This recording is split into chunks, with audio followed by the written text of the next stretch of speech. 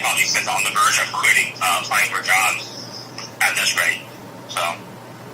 All right, hello, guys. Welcome to my live stream. I got my friend Johnny Chow from Harvard. This has been Boston, Massachusetts. Okay, this is my friend Johnny. Man, he is talking about his experience of going to school for his PhD, right? The PhD or just the master's in data science. Okay, master's in data science. He's doing his. Johnny is a phenomenal brother. His family's from Taipei, Taiwan. I met him at the University of Oklahoma when I was a student there back in 2005. I actually was. Sorry, my dog is barking in the background. Boogie, be quiet. I'm talking. I had attended a communications debate competition at Kansas State University because I love debate, and it was with the communications department, and Johnny was doing an impromptu presentation. Back in those days, there's various types of debate. You have, debate like, Lincoln Douglas debate, and then you have different other types of debate. And I met Johnny because Johnny was the only Asian guy on the team. Weren't you the only Asian guy on the team? Yes, I was the only Asian at the time, and then most of the time I was like the only Asian in like whatever the competition I was playing. Exactly. He was the only, he was good. I'm talking about 2005, man. He was, and I was the only black person, right? So I'm kind of like nervous as hell, because I'm like, excuse my French, because I love speaking, but debate is hard because you're going to get some really good future lawyers, right? And I want to be a lawyer, but that didn't turn out that way.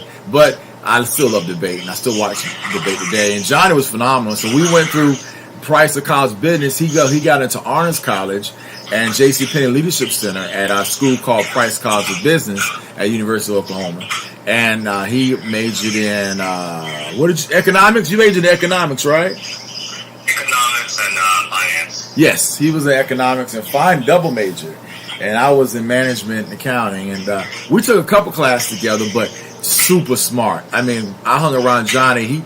He made my grade point average go up. Let me tell you that, by like 3 points. A lot of it was you, man. A lot of it was you, not me, man. No, brother. I remember going to the Honors College. He would be in the Honors College, and that's on campus right next to we have a center called Kate Center. And I was a resident assistant in our dorm, which is at the Kate Center.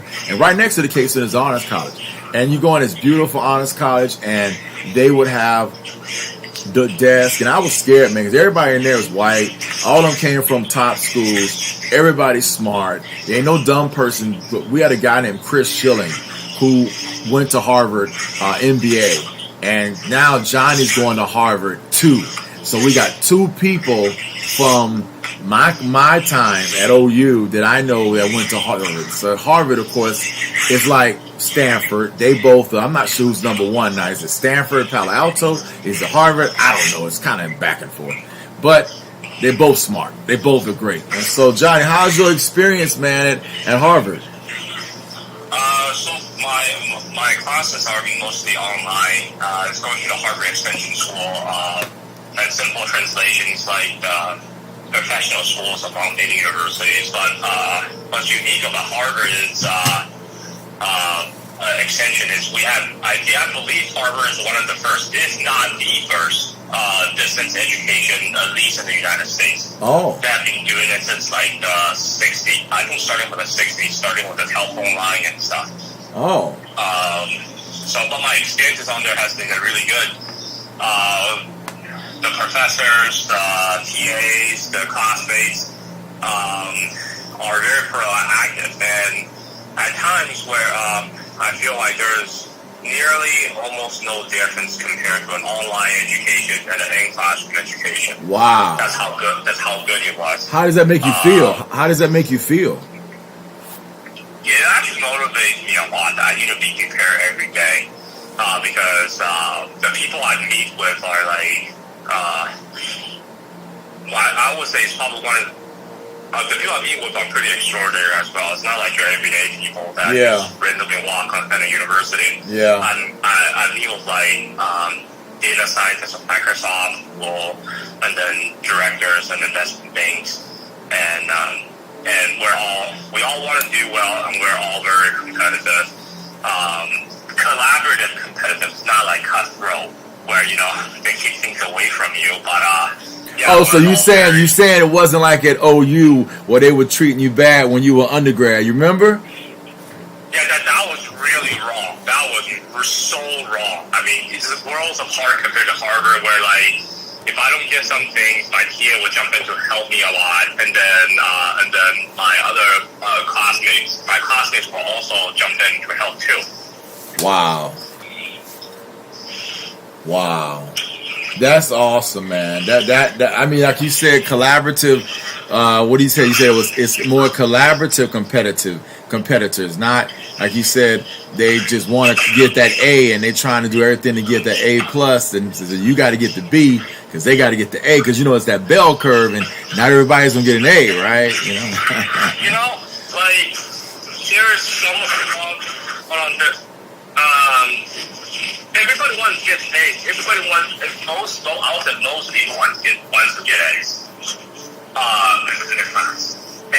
But what's good about my experiences has been as far as I haven't experienced like a great quota or bell curve. But the classes, it's almost like they want you to make A's. So the classes they made it is actually really hard. If you get an A, well, there's like an A minus in there too. So there's an A minus too? Yeah. So if you get like an A or A minus, then you really earn it. That has been my experience. I got lucky one time where the professor curved from A minus to an A. So that was the only luck I got. But most of the time has been like sheer grit. Oh. Wow, how did that make you feel? Makes me feel good, man. What do you call it? To this day, I can actually still brag that I have straight A's from Harvard. Wow. So let me ask you about the campus, man. Where is the campus like? I've never been to Harvard, but Johnny used to go to Harvard all the time. He would drive from D.C., where he's at now, on his way to Harvard, and for the last probably almost 10 years now, we would talk, and he had a dream of going to Harvard. He told me about going to Harvard back in 2005. We're in 2022, okay? 2005, we're in 2022, and he has accomplished his goal. And I remember many times John would be like, man, I don't know, man, it's hard. And I'm like, don't quit, man, don't quit. You can do it, man, you can do it. And he's doing it. So it just lets me know, don't quit. Really kept the dream alive. Yeah. I mean, I had to find someone to keep the dream alive. And, at first, in my vacation days, I always speak in an effort to stop by Harvard. But the pre-pandemic days, I got lucky and found Sierra Airlines. And if I ride like a red-eye flight, on the same day, for Saturday, I can usually get there for like $70. Yeah. I got there one time for like $20. That's like once, that's a rare opportunity, but yeah. And so, where'd you sleep at when you went to go on those red eye flights to go walk around Harvard Square? I basically just came back in the same day at 11. It was really tired. I remember I had to get up at like, what is it? I want to say around like 3 a.m. ish, and then drive to the Baltimore airport, which is about like 40 minutes, and then I park in the economy parking lot. All said and done, my flight's at 6, and then at 7, and then I spend a day ish. And then I relax, take the flight back. I think the flight back around like 11. So my God! Listen to y'all. Listen to this brother right here. Listen to the determination that he had to decide. I'm going to take a red eye flight, leave at 3 o'clock in the morning, get on that plane at 6, get to the Harvard. I'm talking about Boston now, from Baltimore to Boston, which probably, how long is that flight? Like an hour 15 minutes, I think, around that time-ish. I don't remember, but I guess it's on the flight. Wow. That is amazing. That is amazing. And so this is a brother who's told me years ago he went to George Washington University for his master's degree. And when he was there, he worked his tail off and he did work study. That's what I did too. Nothing, there's no shame to that. He worked with a lady at the a black lady at the ID place, and we were talking. He was telling me about his experience, and he had a actual guy that was not too nice to him, a white man that he worked for that treated him really bad while he was in his master's degree program, I might add, at George Washington. What was that white guy's name that had the hedge fund that gave you a bad rating? Well, I don't want to mention. I don't want to like put out names,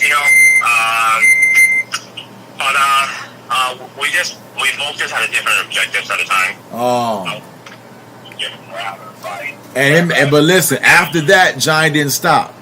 So then he ends up going to China, to Shanghai, to work out there. This is right before pandemic, which is kind of crazy because now we're post-pandemic and no one's thinking about going over back and forth to China right now. But before that, it was like, man, he had a beautiful. Yeah, you had an apartment over there in Shanghai, and how was that job over there? The job was quite interesting because I had to both relearn the language and also try to understand what is it? Mandarin? Yeah, Chinese Mandarin and also the business logic. Yeah. Yeah. I'm working on Mandarin for like the last 10 years, and I still got a long way to go, but I do know my ni hao and xinjie, and I know my hello, how are you, thank you, how does the restroom, all that good stuff. And but I can't wait to be able to practice some of the terms or the sounds, because there's like 8 different tones in Mandarin compared to Cantonese. So you have to have a really good ear if you're going to speak, Mandarin or Cantonese or Japanese or Korean. And so, but it's a phenomenal language. Once you can hear it, once your ear can hear the tones, oh man, it's like somebody singing, like they're doing and I'm a singer, so I understand pitch and tonality and all that stuff. And that's kind of what that language is like. Now, I can't write it though. That's the only thing I wish I could do. I wish I could write the kanji, but that's a whole nother story. Can you write Mandarin? I can write like real super simple sentences. Yeah. Yeah. And so Johnny, I'll tell you, man, I've been working hard on, getting into. I did take your advice. I am going to apply to the extension school for Divinity. The only problem is Harvard's Divinity School, which is what I'm trying to apply to, a Divinity program, a seminary. Their mindset is they believe in things that my particular belief system doesn't believe in. I don't believe in homosexuality within the ministry. I don't believe in the Harvard Divinity School allows atheists to go to get a degree in divinity. How can you go to divinity school and you're an atheist, but you can get a PhD in divinity? It don't make sense, like an oxymoron. Divinity means you believe in a power higher than yourself, and you're a divine power or divinity. And but at Harvard, I was on YouTube watching their Harvard Divinity School presentations, and of course, like you said earlier, now today you don't got to go travel to the state. You can go and get your degree online through Zoom, using Zoom or WhatsApp or YouTube. And so as long as you can do your paperwork and have a nice computer and be on time to the classes or to the virtual classes, you can pass. But I went and I applied to the Harvard Extension School for Divinity. And Harvard Divinity School is the oldest divinity school in the United States, right? So obviously it's very famous. But the professors and the students that I met, the second and third year divinity students that are getting their master's degree or their PhD, they're more in the area of females, and there weren't a lot of Christian brothers that were married. It was more like women, to be honest with you. So and then you might be your wife in there, Might be, I'm applying. Hey, I'm applying to oh, I heard that beep there. I'm applying to Arizona State. I'm asking Dr. Howard to help me. So Dr. Howard's going to help me. You know he's at Arizona State, right? Yeah, I know. Yeah, so he's over at that leadership center over there, right? And he's doing big things, you know. And so I see him on LinkedIn every day when he's doing his post, and I'm always watching him. And I said, "Sir, I'm coming to visit you out there and your wife, and I'm applying to Arizona State. I'm applying to UC LA. They got a great program out there, and I'm applying to Stanford, but you know Stanford's very competitive as well. So." You okay? Johnny, you all right? Yeah, I'm okay. I'm actually driving right now. So. Okay. And so he's driving right now. So overall, Johnny told me to apply to Harvard. And I told him I promised him I would apply to Harvard. So I am applying. But I don't have I love the fact you're going to Harvard, but I'd rather go to Arizona State or go to a place where I can find a good PhD professor that can help my dissertation, because that dissertation, it's a long process of defending it, and I wanted to make sure that I'm prepared when I get to that point. I got a couple friends that got their PhD, and they said it's about a 5-year process. So, hey, what is it? I mean, I actually had a long thought about this too, and it was a big reason for me to choose Harvard. It's where you go to school matters a lot. Yeah. That's one of the unfortunate facts. Yeah. So if you go to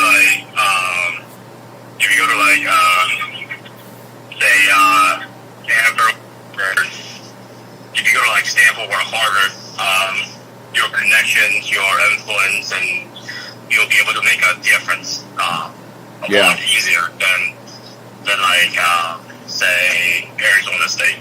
That's a good fact. It's a good fact. And I know Dr. Howard's there too, you know, but if Dr. Howard can help you get into Harvard or Stanford, that will be even better. Yeah, my grade point average, unfortunately, undergrad was 3.1. It's not as competitive as yours. And, you know, I understand that, but, you know, I'm a 3.1 with a lot of life experiences. You have a lot of life experiences and work experiences, so I don't think those GPA will hold you back. Yeah. But I mean, like I said, I'm not afraid. I'm gonna try. I'm working on my presentations now.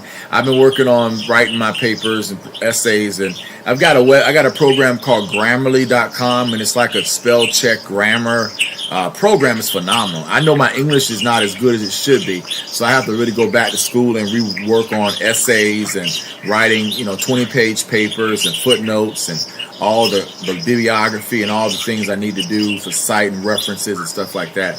So those are the skills I'm trying to build, because I haven't done that in about 10 years. So hey, be careful on the grammar, because I feel like that's what got Gerard into trouble.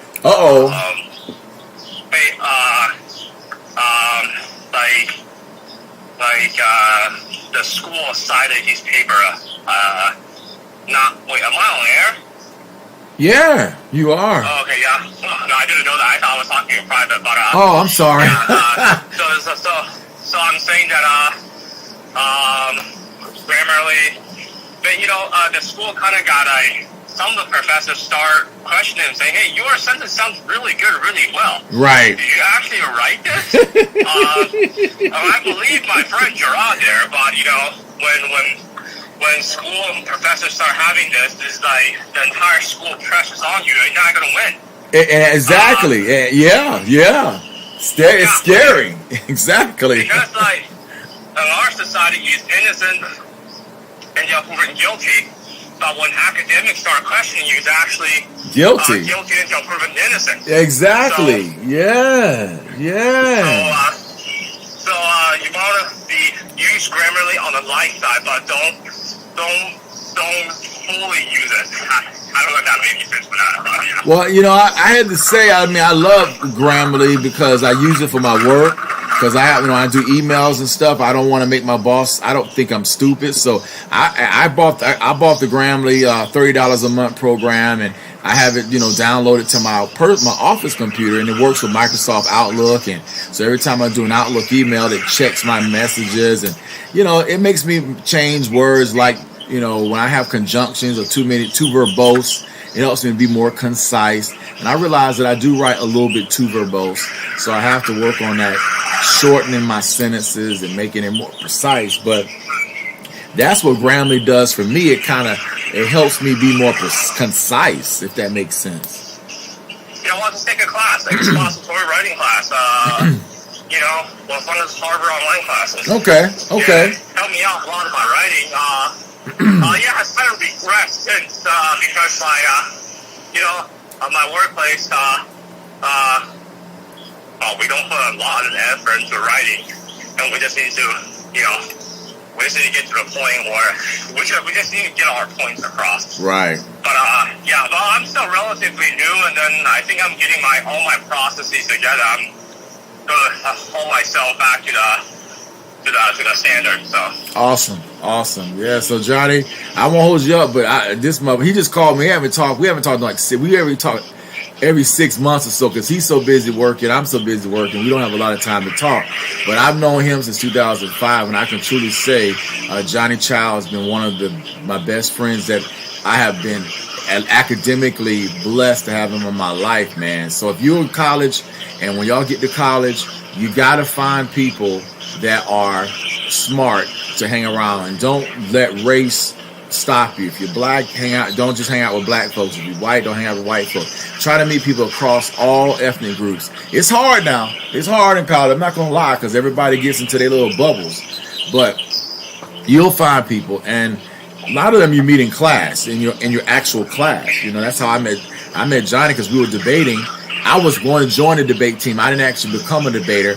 I was going on a trip, and I actually rode with the debate team to Kansas State because I was really excited about.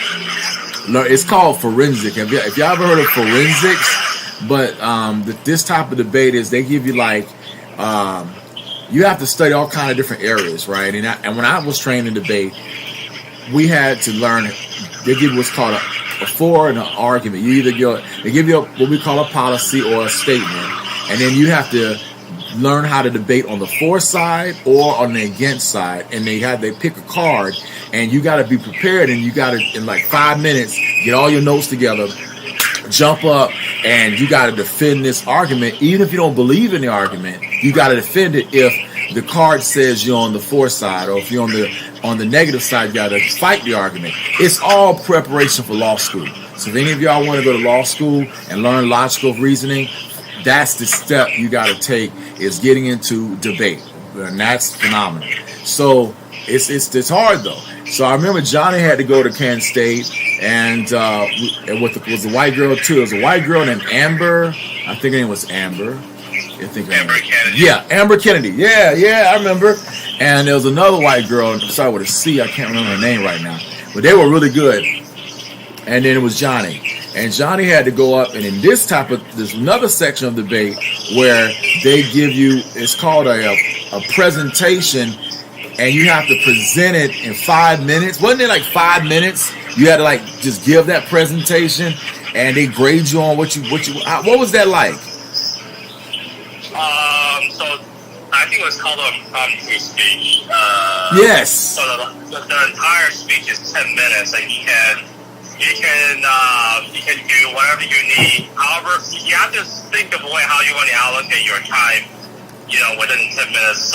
Sometimes for prep, and then after you prep, then you have to come out and give a speech. So it was tough. It's very tough. And so, guys, now I'm a part of the Morehouse debate team, and we compete against Harvard, and Morehouse competed against Harvard's debate. Harvard's debate team is the best debate team in the country.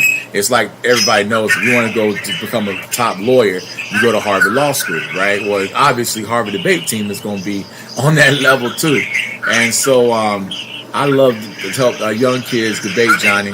I love to teach them how to learn about fallacies and logical reasoning, and learn about the stuff in college that we took, because a lot of people don't study debate, they don't learn debate, they don't even know it actually exists, you know. So I work a lot with that area. But what are you about to do, Jai? What's your plans for today? My plans for today, of course, is actually going to go to work some more. I'm still new on the job, so there's still a lot of things I'm getting used to. So, and then probably enjoy my day a little bit here and there. But I'm trying to take. I guess another thing I would say is never stop learning. I'll be taking some extra learnings materials online to prep for my Harvard class in the summer. Y'all heard him? Never stop learning. That's exactly right. Yeah, and you gotta prepare for those. You know, I mean, once you're in the class, it's competitive. Like, it's almost like one person always try to outdo you. Yeah. Even though they don't say it directly. Yep. But you just gotta be out there. Yes. Yeah. And one of the things I will tell you this, the Johnny and I relationship goes much deeper than just right now. We got so many things at the University of Oklahoma, man. It's crazy. I'm going to tell you a little brief story real quick. Well, there's a presentation competition called the Bruzzy Westheimer Presentation Competition at Price College of Business. Now, this is a presentation competition every fall of every year. And the top is for prize like $5,000 for winning. And Bruzzy Westheimer is this multi-millionaire who decided to start this business school master's degree, MBA program where you get 10 minutes to do a presentation on anything you want, whatever. And then, of course, he is there watching, and it's on video. You're being videotaped. You're being in this classroom. And me and another woman by the name of Sing Wu and Johnny Chow, we all became a team. And we decided to do, we did this twice, 2 years in a row. We won second place 2 years in a row. We only lost by 1 point. Pissed me off. Sorry to say that. I was very pissed off about that. But Johnny and I and Sing Johnny and Sing both got MBAs now. Sing has got an MBA from University of Indiana. Johnny's got a master's degree from George Washington, about to work on getting his another master's degree from Harvard, and then probably a PhD from Harvard. It's not an MBA. I got it for international relations and international trade. From the Elliott School of International Affairs. It's actually the school is actually ranked number 7 in the world. 1 place behind Columbia. Wow. Yeah. 1 place behind Columbia. You heard that? Wow.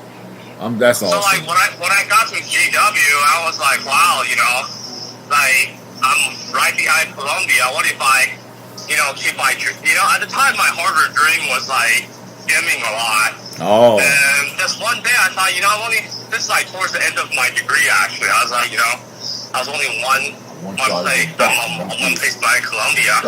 What if I somehow keep the stream alive? I may just make it. And then it took a couple more years before I found my way to Harvard. So. Wow. That's amazing, man. And and all this time, Johnny has traveled the world. He has had all kind of experiences. I want to say, I remember when I was, just being a good friend of Johnny, man. Johnny had lived in apartments called Crately. Well, Crately was a apartment that we lived on campus at University of Oklahoma. And I'm not even sure. I think they destroyed Crately now, and they've made some brand new apartments down there. Have been to OU in about 5 years. I got to go back and see what's changed. But I remember when he was looking for a beautiful girl to marry, and he really worked hard trying to find that one. And all the way from Korea, from Cornell, and now he's found his one, and he's married now. And he has actually been married for almost a year. What day did you get married? I think it's last year, June 15th. Oh, here comes June. Here comes June. So his 1 year anniversary is in June. So We got to get him a gift. Amen. Congratulations. I didn't expect him to get married right now because I figured he was going to get his PhD and then become an investment banker, a hedge fund banker, because that's what he wanted to do, become a hedge fund, wealthy hedge fund person. But hey, he still can. But he's found his wife. So you can find your wife as long as you keep doing your purpose. And so I salute him because he's been doing his purpose, and I've been listening to him talk on the phone for years about that goal. And he kept his vision, even though it got dim sometimes, like he said, he kept his focus. He never stopped. He even went overseas. It pays to be Chinese, let me tell you like that, because Chinese people can find people, you know. Hey, can we go back to the topic a little bit about marriage? Okay. I'm just thinking about, like, how do I end up choosing my wife, right? Yeah. I just had a thought. It's basically, I think unconsciously I actually ran this simulation in my head. I basically imagine my wife, say, maybe get into an argument with my mom, for example. I love my mom. Yeah. How would my wife treat my mom, knowing that my wife is much better educated than my mom, and she's younger. Yeah. And knowing what I know about my wife, how would my wife treat my mom? Yeah.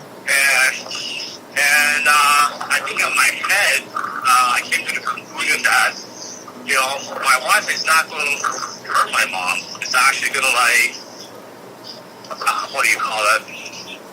Not please her either, not finding middle ground, but, just, talking it out, So yeah. It's not going to be nasty or anything. It wouldn't even be a fight. It'll be just like a talk.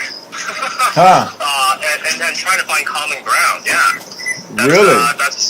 Yeah. Wow. Well, what's your wife's name? What's your wife's name? Yen. Yen. Okay. Miss Yen. Yeah. Yeah.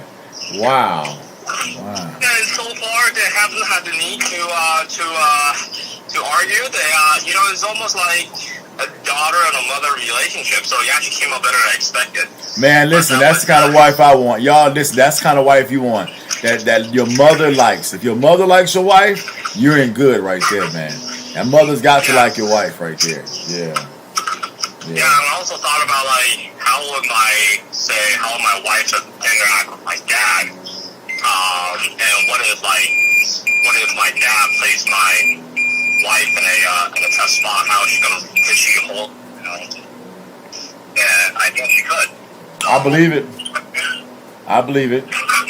I think it's awesome. Yeah, but the most important thing is mom, though.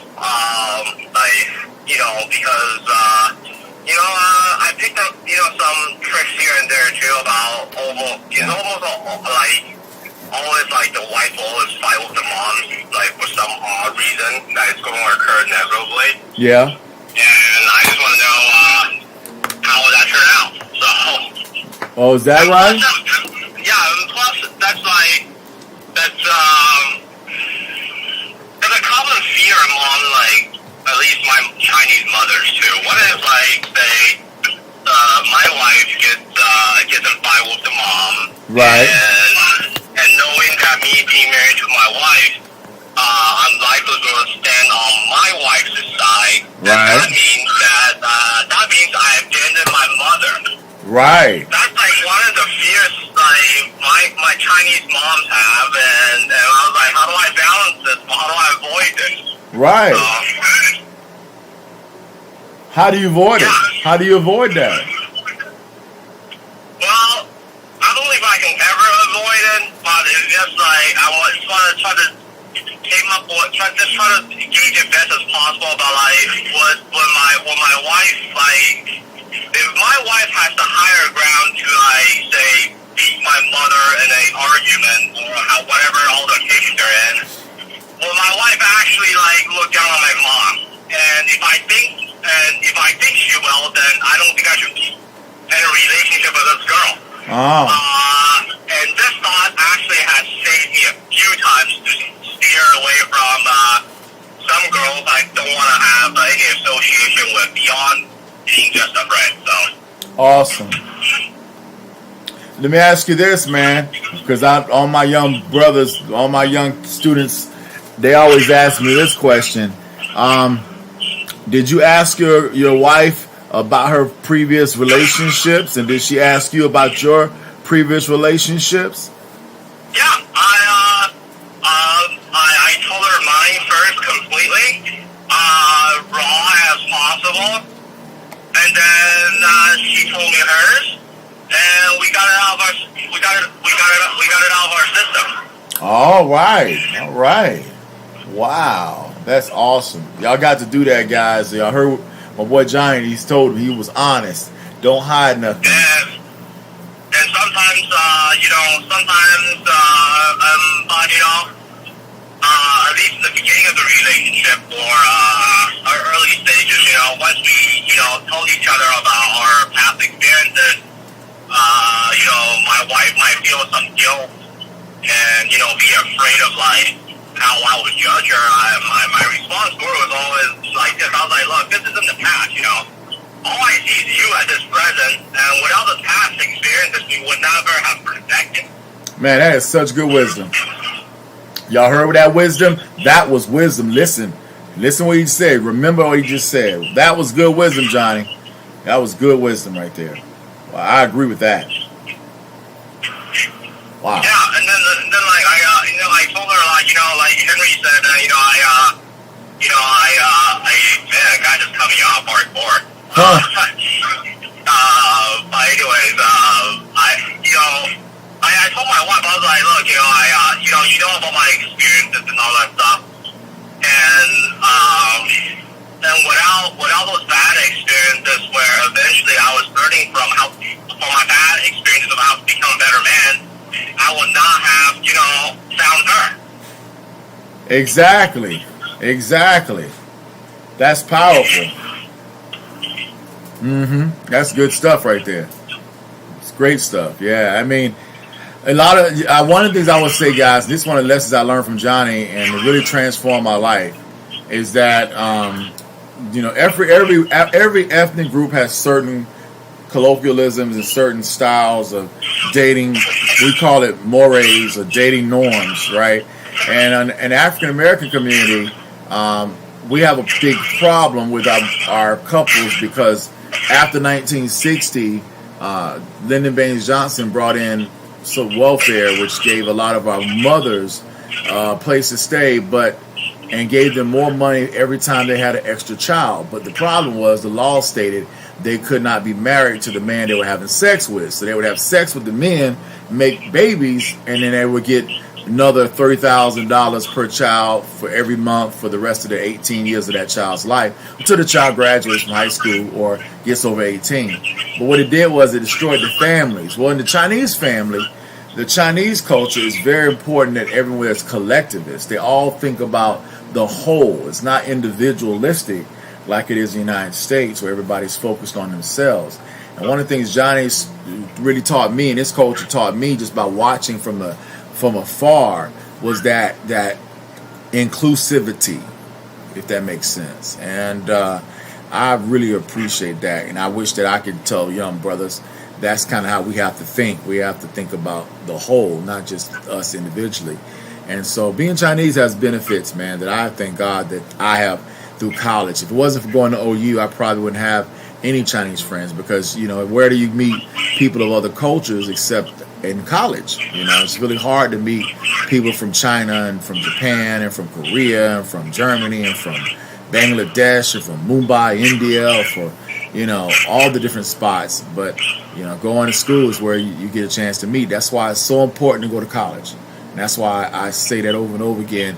And now you get a chance to hear somebody who is actually doing it. And in future videos, you'll be able to hear him talk about his graduation day. And when he graduates with that degree, we'll talk about it. We'll celebrate it. But, John, I appreciate you, man, for jumping in on this thing. I can't wait till you can bring your face on camera and everybody can see who you look like. You know what I'm saying? Oh, yeah. Well, I think we can do a video call right now. I don't know. Oh yeah, I can invite you. I can you click. I sent you the link. If you click on that link that I just sent to that Chow 8 something something at G. Was it? You gave me two email. No, the Gmail one, the Harvard email. I sent it to you to Harvard. Check your Harvard email. You'll see a link from my email address, and you just got to click it. And once you click the link, I can invite you into the room. It puts you in the back of the room, and then I can invite you into the room, and then you can turn your camera on, and I can see your face. Hold on. I'm almost there. Oh, okay, sure. Oh, there he is. I see you. All right, let me add you. Yeah, hey Johnny, hey, what's up, man? Can you see me? I can see you. Hey, I actually have to hang up though because it's just gonna be like back voice. Okay, it's okay. I talk to people driving all the time, brother. Just know that. Oh, okay. There it is. Yes, okay. All right, man. So now I hear you through my computer. I see good quality, good live. Little background noise there. Let me turn this on. 1 second. Okay, 1 second, John. Let me set my sound up. 1 second.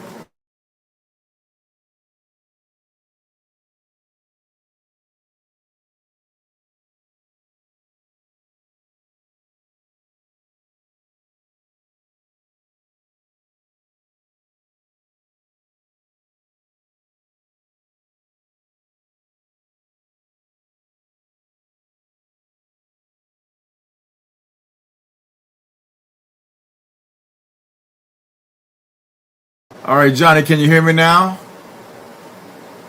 Let me make sure.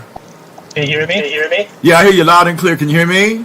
Yeah, I can hear you. I have my headphones on. Okay, cool. All right, man. Hey, this is my brother Johnny Child, man, from University of Oklahoma, man, from Norman, Oklahoma, brothers. Hey, man, I got my avatar on. I got my camera turned off, Johnny, so you can just see my little avatar picture right there. But I'm not dressed right now, so I didn't want to put my face on the camera. You know what I'm saying? People can watch it and stuff. But this is y'all can see this is Johnny right here, and man, this brother, like I said, as you heard already.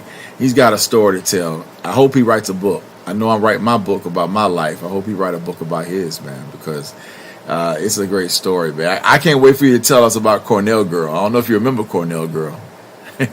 Yeah, I do. It was kind of strange when me and my wife was starting to date. Somehow this Cornell girl remember me and wanted to reconnect. Hello? I'm here. I got you on mute, brother. Yeah. I'm here. I don't want my microphone to pick up, so keep going. You said tell about Cornell Girl. So basically, when me and my wife was starting to date, and somehow this Cornell girl wanted to connect with me. At the time I actually had to make a choice, whether because I knew if I was to reconnect with the Cornell girl, there's a very good chance that she wants a relationship with me. But at the time, I just made a very fast forward determination that where I'm going to go with my wife, even though we just literally started today, and then it worked out. But before I get into this end of conclusion here, what's interesting with this Cornell girl was I was chasing her for about 2 years, and it never really worked out. She was sometimes she was saying, "Hey, I need you, can you be here? Help me." And me being a guy, really liked her at the time. I went to help her, hoping that maybe she'll give me a chance someday. Maybe she did for like 5 minutes. But I know at some point in time, she needed my emotional support more for her own selfish reasons. But I didn't turn negative at the time. What I thought was, I know she's doing this, but what can I gain out of this, or how do I make this positive? So I just thought, why don't I use this experience that she's putting me through to prepare myself to become a better husband to whoever is going to be my wife. So a lot of me, giving myself to this Cornell girl at the time, was actually helping me find my wife. Yeah, it was pretty interesting and dark time when she was stringing me along, but I I guess the most important thing was I didn't turn negative or didn't turn sour. Yeah, that was one of the pivotal moments for me. How to find my wife actually, and how I have a great marriage right now. Knowing myself and knowing I guess you can call it knowing a woman's heart, not completely. You can never know a woman's heart completely, but yeah, it gave me a very big leap. So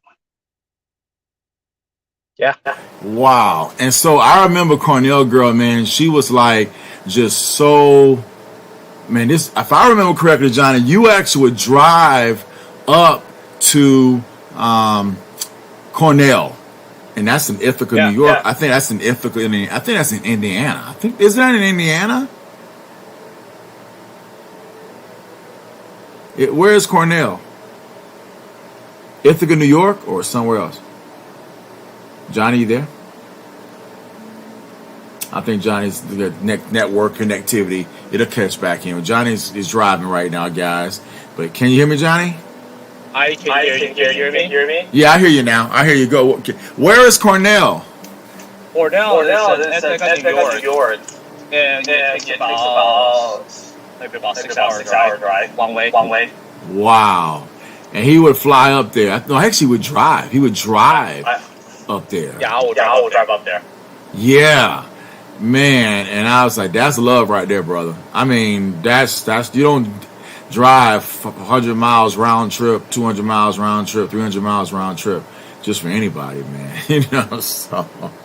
Yeah, you know. I was thinking that maybe that's Cornell girl will pick it up. But no, she was always focused on her end. So.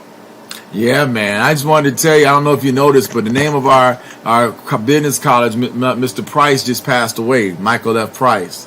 So it's showing up here on the website. Here's the university we went to, guys. It's now blown up now. The University of Price College of Business is blown up. Johnny Child's going to come back and be a big benefactor, I'm pretty sure. One day, hopefully, I get to come back and be a benefactor of their endowment and stuff like that. But when I was at Price, it was horrible. I was a work study student, so I worked in the computer lab, and I had to, give out laptops because I didn't have enough money to pay for college, and so thank God for loans. I ended up borrowing $65,000 of debt, but fortunately, my job still allowed me to pay that debt off. So thank God for my job. It took me about 10 years to pay that off. So, but I would not say to anybody go to school and borrow 65 grand. That's a big bet. Let me put it like that. Big bet on you, because you can't default on them loans, or else you're done. So there's no way to write them off, if that makes sense. But Johnny went to school and he got a full ride. You got a full ride, right? It was a combination of scholarships. Yeah. Yeah. So it's almost a year full ride. But I still work as a waiter on the weekdays and weekends. Yes, and he also was a part of what's called the J.C. Penney Leadership Center. Let me show you where that's at. Now, this is the real famous J.C. Penney Leadership Program that everybody named Mom wish they can be a part of, man. And I applied like twice, never got in. I only had a 3.0, man. They were taking only people like 3.5, 4.0, stuff like that. But are you still connected to your alumni at J.C. Penney Leadership Center? No, I'm not. Oh, you got to get back, sir. You got to get back in there, man. You got to get back in there. I think I should. Yeah. I know. Thank you. And so, Johnny, where you at now? I'm actually in the Fannie Mae office. And, he's getting ready to go to work. He's getting ready to go. He's getting ready to go to work. Yeah. So Johnny works at Fannie Mae, man, the place that give me my house loan when it's time for me to buy a house. Right? You do mortgages, right? Yeah. Yeah. So we basically we basically buy mortgages and then be packaged into mortgage-backed securities and sell to investors. Yeah, so I mean it's pretty awesome, man. And so overall, this is John. This is StreamYard. Welcome to my channel. I got my 501c3 started in January of this year, so I'm officially a nonprofit organization. This video channel is part of that. So I got my tax number and all that for writing off taxes. I'm looking for a good CPA, brother. Trying to find me somebody to help me with 501c3 nonprofits, but I'm learning a lot of stuff through LegalZoom.com. I use them to do all my legal stuff. So you got a hedge fund, right? No, I don't. I do active trading. Yes, he's an active trader. Aren't you gonna get a hedge fund? Maybe further down in the future, I think.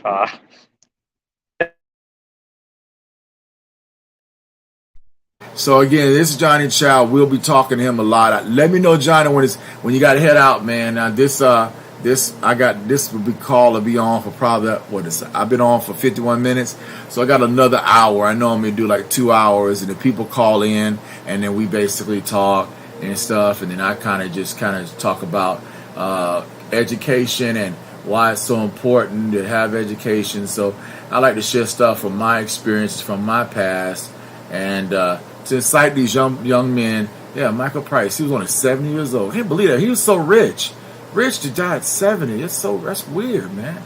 Man, that's crazy. And so this is the new dean right now of our business college, Johnny. Dean Corey Phelps, right there. And I don't know. I've never met him. I look forward to going back and shaking his hand. But I want to see what the campus looks like. They got some new buildings, and they've got some new faculty. I'm looking forward to finding my favorite professor. Let's see if I can go to finance. There he is, C-True, Professor Fernando. You remember him? I never had him. Oh, you never had Professor Fernando? Oh, No. I'm surprised. He's over finance. You got to do. Well, did you have Professor Broussard in finance?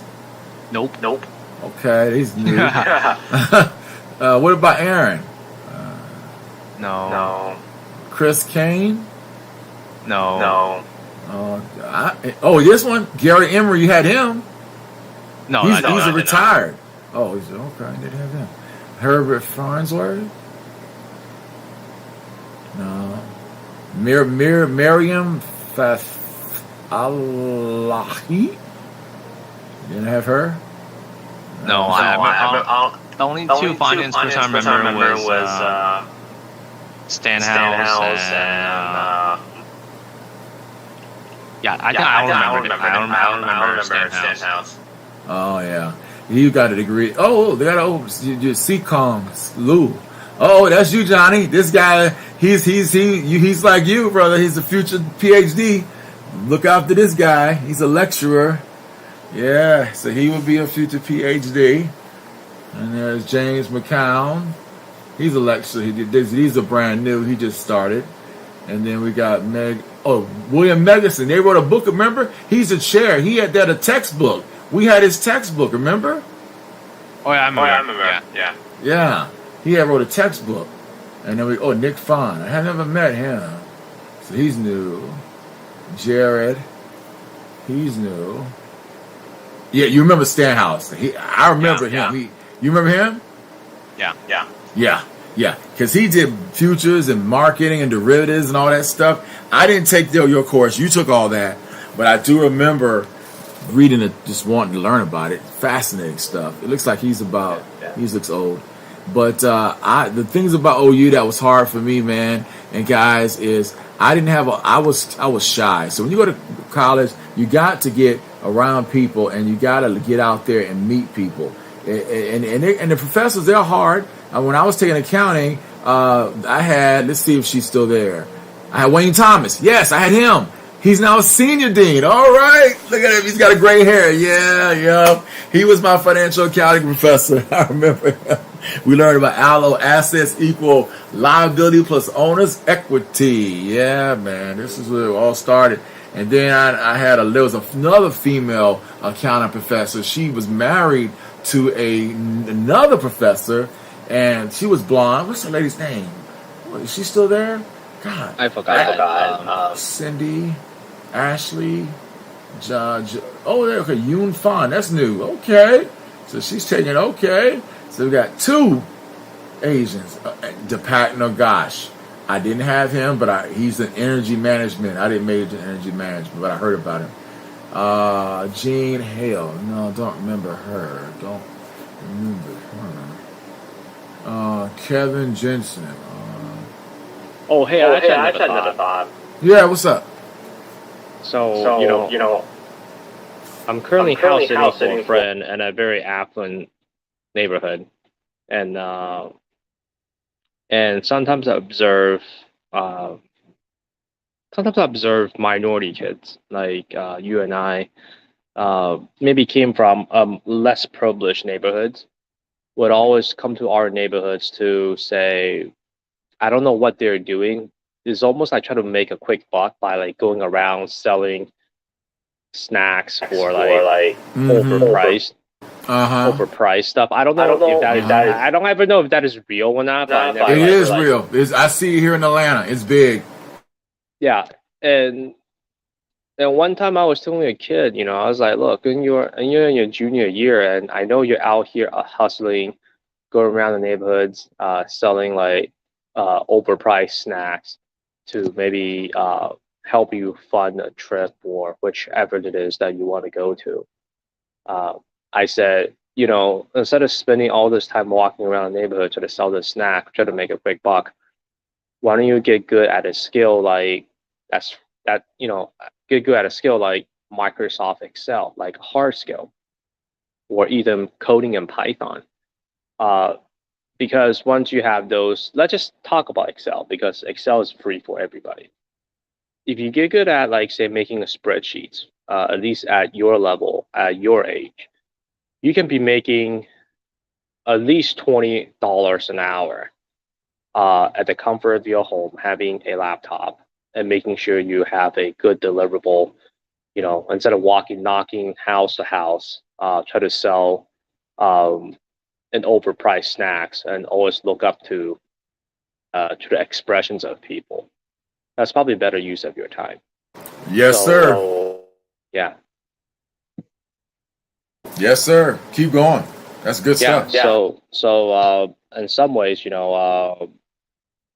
I guess no matter where you are in your career life right now, always thinking about having some sort of a hard skill. And whenever you're younger, that's even more important because, like, I imagine, let's just say if Henry and I had like the wisdom we have had right now, say knowing a bit better about, say, the college process and the dynamics of, like, say, going to Wall Street and some of the business environment.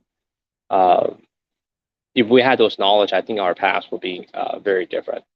I completely agree. Yeah. Yes, sir. You heard him? He's 100% right. He is one. If we had the knowledge that we had now back then, God, in 2004 when I started, you started in 2001. What year you started OU? I think 2003. Okay, so you're 1 year before me.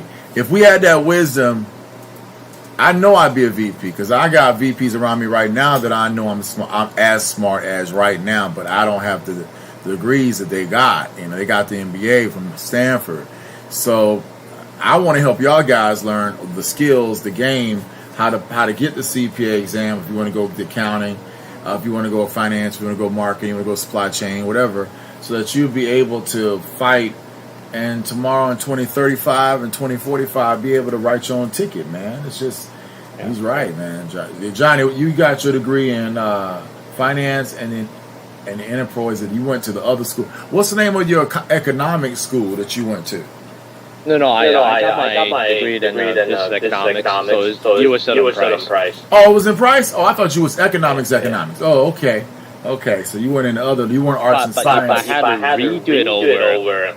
I probably would have gone to art and sciences. Yeah, that's why I was thinking you probably would, because I figured you was going to be a PhD in economics. And I figured, that's the professor I had. There she is. She's the accounting professor. I was looking for her. She was my accounting professor in 2004 and 5. She's still there. She was married to another accounting professor. What is that lady's last name? And let's see if it puts it in there. They put her as John Steed School of Accounting. Okay, I gotta go into the office now. Okay, big boy. Now listen, man, we salute you, boss. And have a phenomenal work day, man. And give me a call, man, in the next couple of months. Let me know how to process and semester. So you doing summer school at Harvard? Yeah. Okay. I don't know if I should take 2 classes or not. Yeah. But I gotta prepare ahead of time. Hey, it's going to be heavy in Python and machine learning coding. Wow, and you're underneath the Harvard Extension School, right? Yeah, there it is. Yeah. And so he's at the Harvard Extension School. You should take a few classes there, man. You told me, brother. I'm thinking about taking that expository writing class. That's what I got to do. I got to master, stop using Grammarly. I have to get better at my writing, so I will do that. And so this is where he's at, man. Have you been to this building right here? I believe that's the education building. Oh, wow. Yeah. I could be wrong. But, yeah. Well, good job, man. Have a wonderful day. Man, all you got to do is click off the thing. It should be a link where it says exit, man, and just hit the exit button. And have us a wonderful day, man. Salute to you, sir. Hey, thanks, Henry. All right, brother. God bless. Definitely. Talk to you later. Bye. Yeah, man, that was Johnny Chow right there, brother, and he's phenomenal, man. He's phenomenal. I was just blown away at how good is everything going on, man. Because Johnny's one of the longest friends I've had, and I'm so glad I can do this live stream and upload to YouTube, because this is how you keep your friendships, but it also is how you can talk about your past. It's a great way for me to talk about my past. So what we're going to do now is we're going to talk specifically about our past. We can't play video from YouTube due to copyright. Stop. I'm working. Due to copyright strikes. So what we're going to do is I'm walking down memory lane. This is going to be me walking down memory lane. Because I'm going to tell you the good, the bad, and the ugly. And I'm going to tell you how it could have been better if I had help. But if you are a black man, black woman, or minority going to college, and I'm getting ready to walk away, but the microphone on my computer should pick me up at least 5 feet away. So I'm walking away, but I'm going to talk louder. But if you are a person that is going to any school, and I now would state, do not go to a top-notch 40,000 student school. Today, you need to go to a small HBCU, and there's over 1,000 schools in the United States that are small. They all take financial aid. They cost different, but what's most important is the size of the school and the size of the classroom that you're in. What's really most important is to understand that your freshman year of college is dependent upon your years undergrad. So in high school. So you had a really basic high school that, I'm sorry to say, was average, and you did not have your parents to prepare you for college. And I'm sorry to say, many of them don't. I want to say, you need to go to a small school. Do not go to the University of Georgia, University of Alabama, University of Florida, any university of state, whatever state you're in. If you are a person that made B's or C's in high school, because high school is very easy today.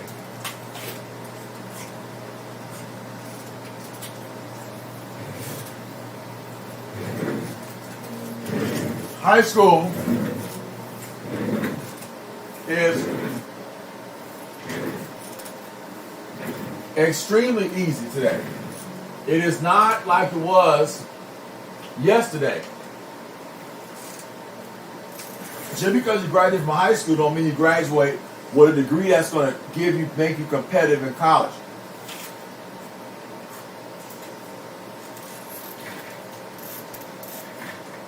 Just found out that a millionaire hedge fund investor died at 70. 70. My granddad lived till he was 101.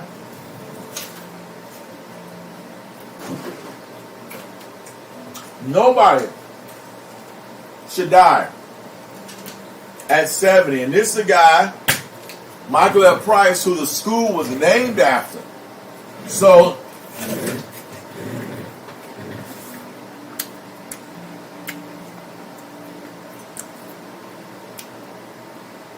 this is this accounting school.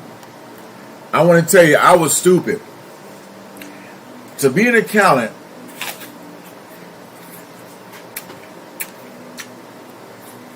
you have to love numbers. You have to desire numbers. But it really comes from your parents. Those that major in accounting come from accounting parents. Those that major in accounting come from accounting grandparents. So if you're an African American and you're the first generation to go to college, I know.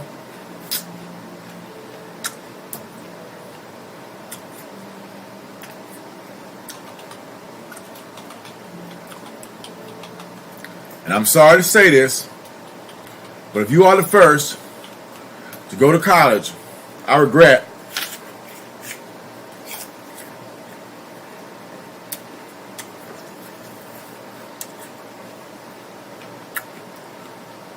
the pain. Even as daily we're living, we're dying, the reality is that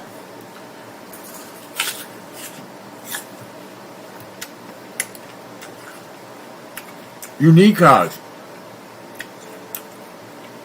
You need college. It is critical to have college. Critical. And so there are many people that'll say, I don't need college. But here's what they're saying. I'm not willing. I don't think I'm good enough. And that's the truth. Because if they went to a school in high school that gave them a basic C and passed them on like a lot of these poor high schools do,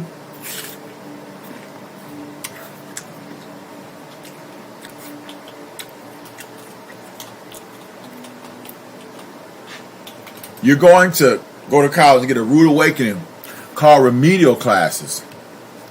And from my experience, I went to Georgia Military College back in 1993.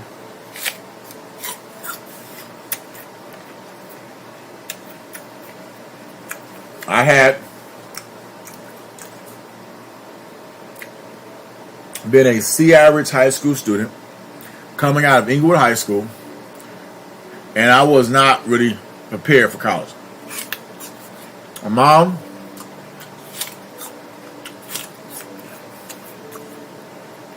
did not do a good job to prepare me. Call a spade a spade. My dad did not do any job to prepare us.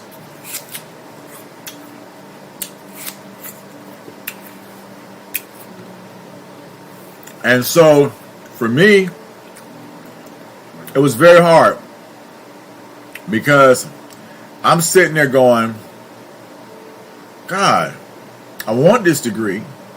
I want to pass this class.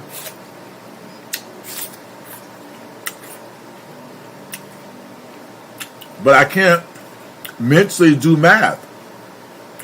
And mental math starts from the first grade. It's a skill you must develop. If you don't develop your math skills, your mental math, you never get to the calculus and the higher levels you need to succeed in college. So guess what happens? You don't succeed. You don't succeed.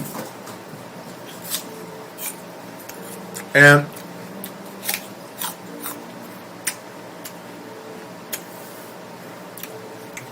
real truth is all the degree does is that it gets you the skills to go into a white man's job and motivate yourself.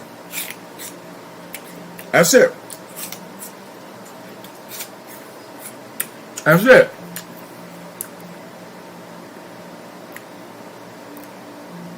Man right here passed away peacefully at 70.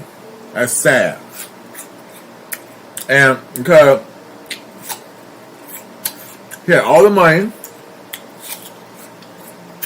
and medical science should have kept him alive. But he's immoral because they will never change the name of that school. And that's how we all want. We want to die with the name of our name on somebody's school. Amen. Hallelujah. And so let's honor him by letting me read this man's story. Because when I was a student at OU and at Price, I never cared. I was just barely trying to pass class. The last thing on my mind was Michael F. Price and who he was as a person. It was all about, can I get a C? And that's horrible. Because you should always be saying, I must get an A. But when you're not prepared for college and you're in the thrust of college, you know if you don't pass that class, you're going to be in default. Because every day when people say, did you graduate from OU? You got to lie and say you did when you know you didn't.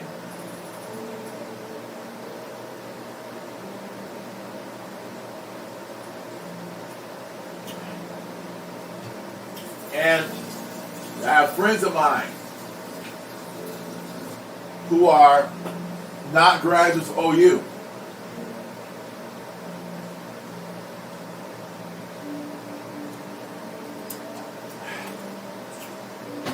And now, 13 years later, you don't see them on Facebook because they're not proud of what they've accomplished. I know that feeling. That was me when I flunked out of Georgia Military University of North Florida, which we'll talk about in a sec.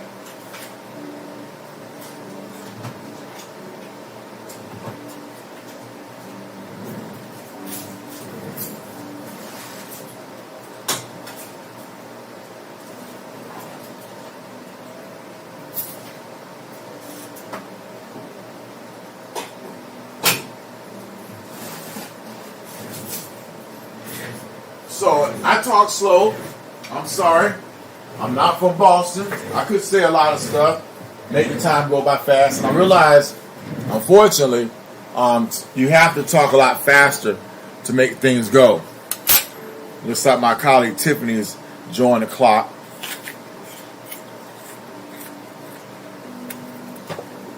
I'm on call, but I haven't received, thank God, no calls yet. Name of Jesus. So here's Michael F. Price.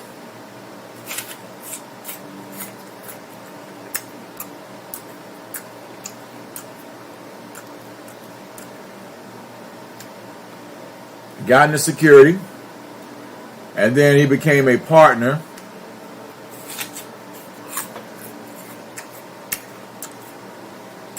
bought a company, and he made $17 billion. So then he sells it in 96.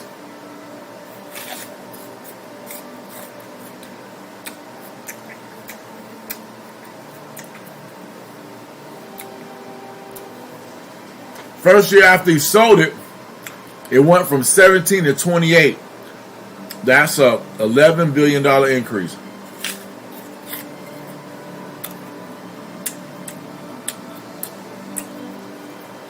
But it didn't buy him 80 years of life.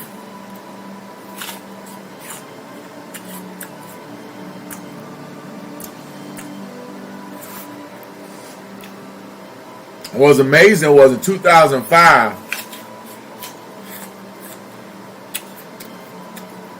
that's when they had finished the building.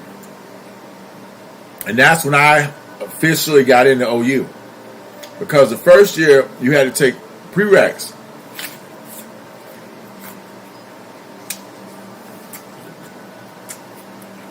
So you notice,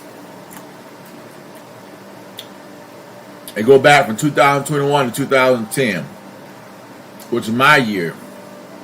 And so this, and that this is when I graduated December of 2009, which really I graduated summer, really is 2010.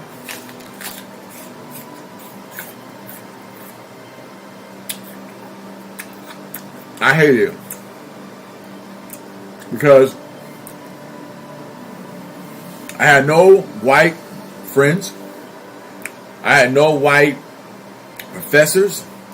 I was a true, open black man who felt because my name was Henry, you would treat me nice because I'm a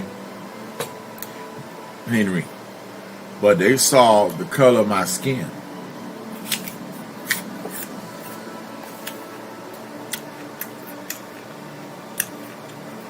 They never saw the content of my character. And so my point is, that is what you're going to deal with, my black brothers and sisters. As the friend Johnny who jammed on the line came, he always know that by default, this will be a video for boys. Because I'm a man. And by default, I'm going to be a man that is going to want to help younger men. And that's what this video is about.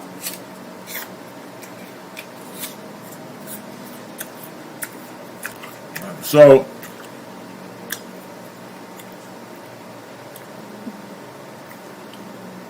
my heart's is to help you recognize how important.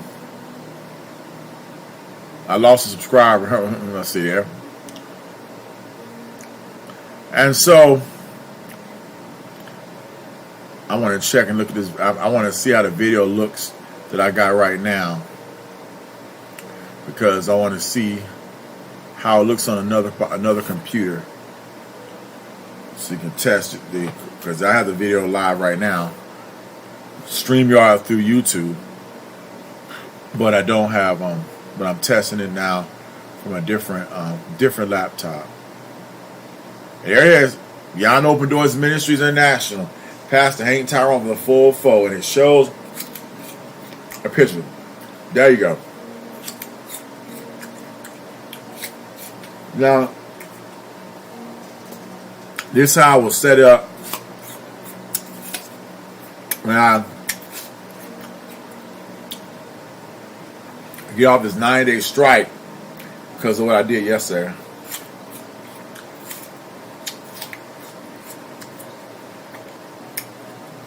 So, as I look at price, you see the news center. This is the way corporations act. You have to acknowledge it's a white school. You have to acknowledge that it's a white school and it's going to be for white people. And so, yes, you make a gift.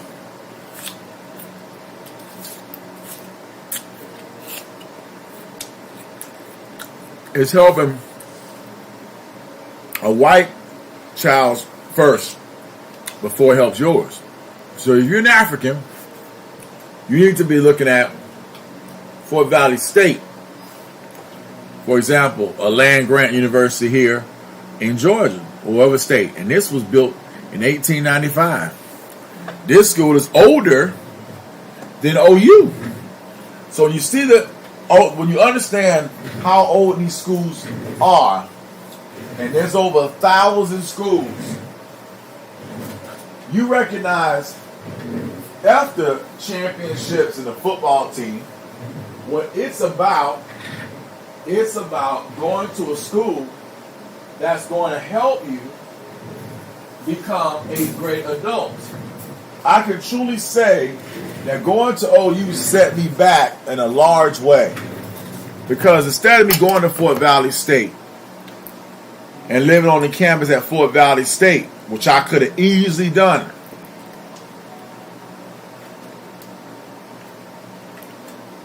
I go to Norman because I ran out of the money when my mama died that she gave me from her insurance. I never had $20,000 in my pocket, much less $126. That's like giving a drug addict some drugs. You never had money,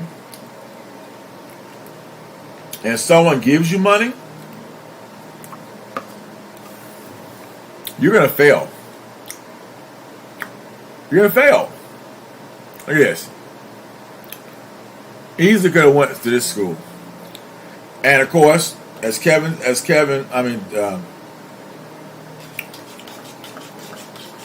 you heard Johnny say, going to a school does open doors for you. That's if you make 4.0. So you can go to Stanford and make a C average and graduate. Do you think you'll do well? I say no.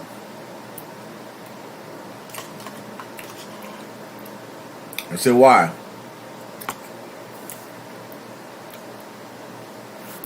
Nobody cares about that. Look at my beautiful black people. This is Fort Valley. Now this is like EWC in Jacksonville, Morehouse here in Atlanta, FAMU in Florida. When I was in Georgia, at Georgia Military College, instead of transferring over to Fort Valley State, which I could have easily done if I just knew about FAFSA and education and application from a guidance counselor, fucker, and there wasn't one at Georgia Military College, I was screwed. And so what happened? Let's talk about the story.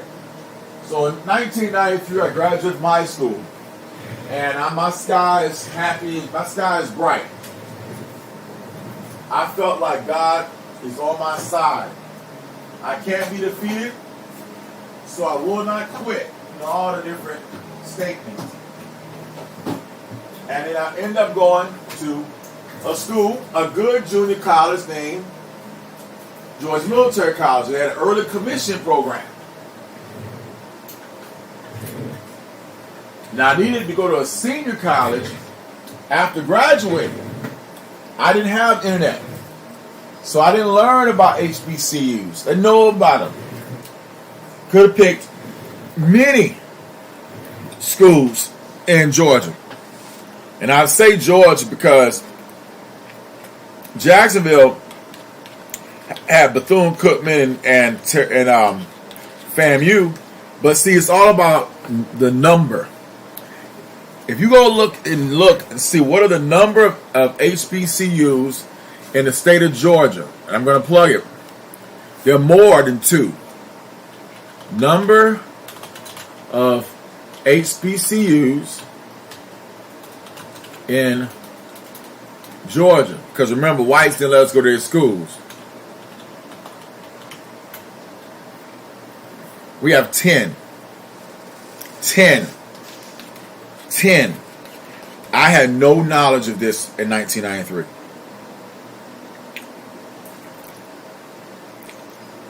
So, instead of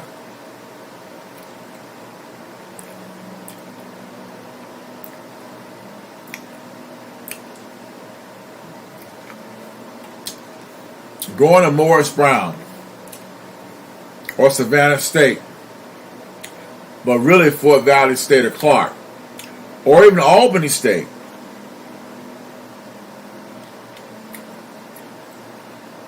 Which would have got me out of school on time.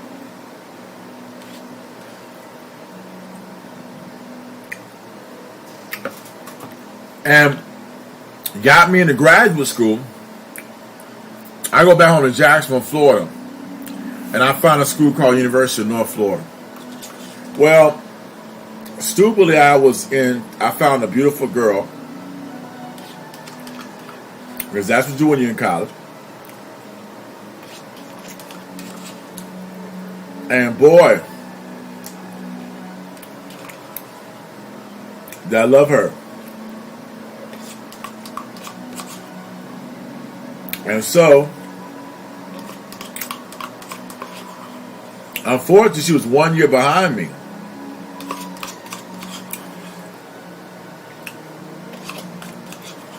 And so, instead of her being disciplined to say, I'm getting my second year so I can be with my man, and saying, Henry, one more year we can go transfer to the same school and we can be together. I'm in Jacksonville, Florida, going to going to University of Florida, live with my mom. When I should have went to this school or one of these schools like here. But I would have had to become a resident of Georgia. And I would have, because I spent 1 year working for Georgia Military College.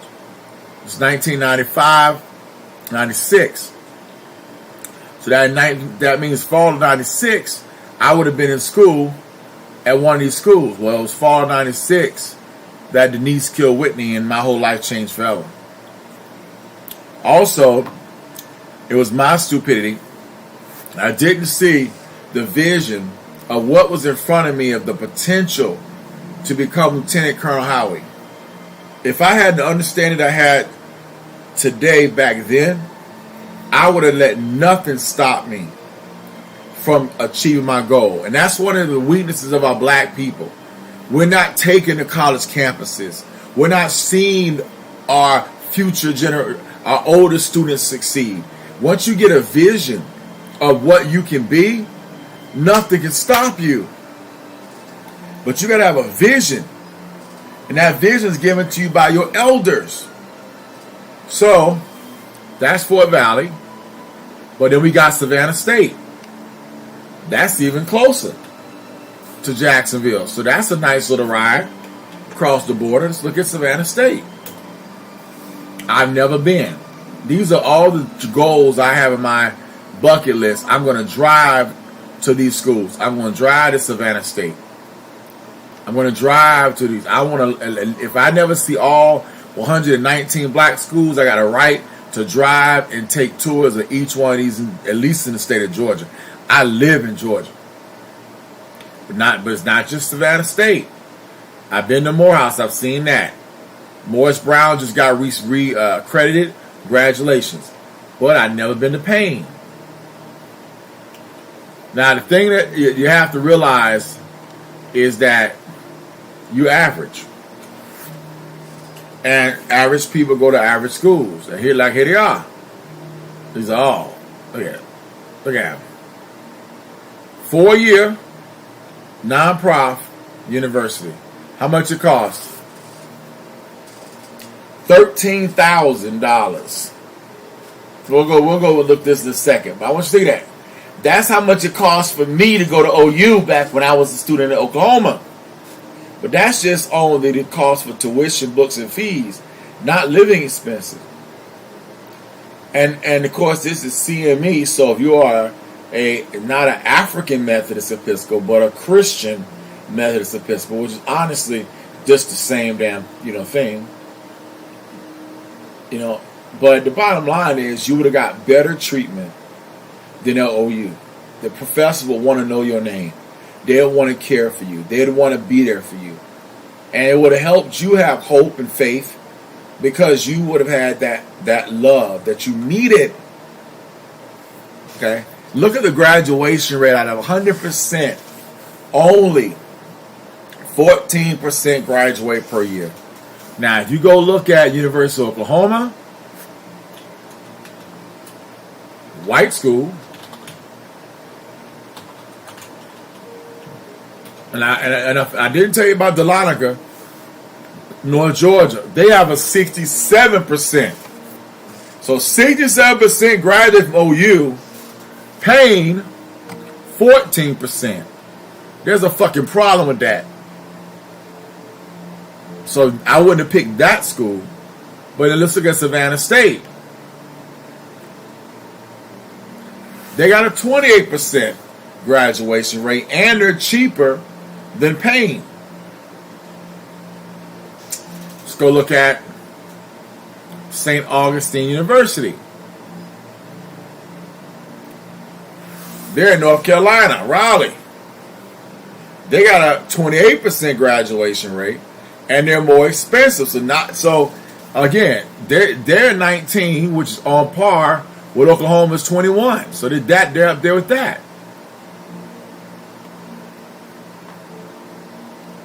Fort Valley,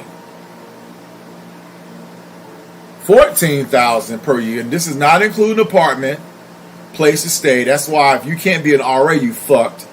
And most people can't be an RA. Only one person can be an RA out of 100 people. It's a very competitive thing. So you really got to live with mama or auntie or cousin, or you've got to find a fraternity. But the bottom line, you're in trouble. 25% graduate from Fort Valley. That's horrific compared to 70, almost 70% of the white school. Exactly. Not done yet. Morehouse. Now, Morehouse should have a higher graduation rate. 55. Ha! But it costs more to go to Morehouse than it costs to go to OU. But they still don't beat my 67 at OU. Hello? Because the reason why the graduation rates are so low is that people going to the school are so dumb. So if you have a really, really poor high school education, you're not gonna graduate from college. And even the black schools that cost more money, you won't graduate from. 39%, $34,000. Think about this now. I ride by Clark Atlanta all damn day, and they're telling people that it costs $34,000 after aid. After aid. What does that mean? The cost after aid.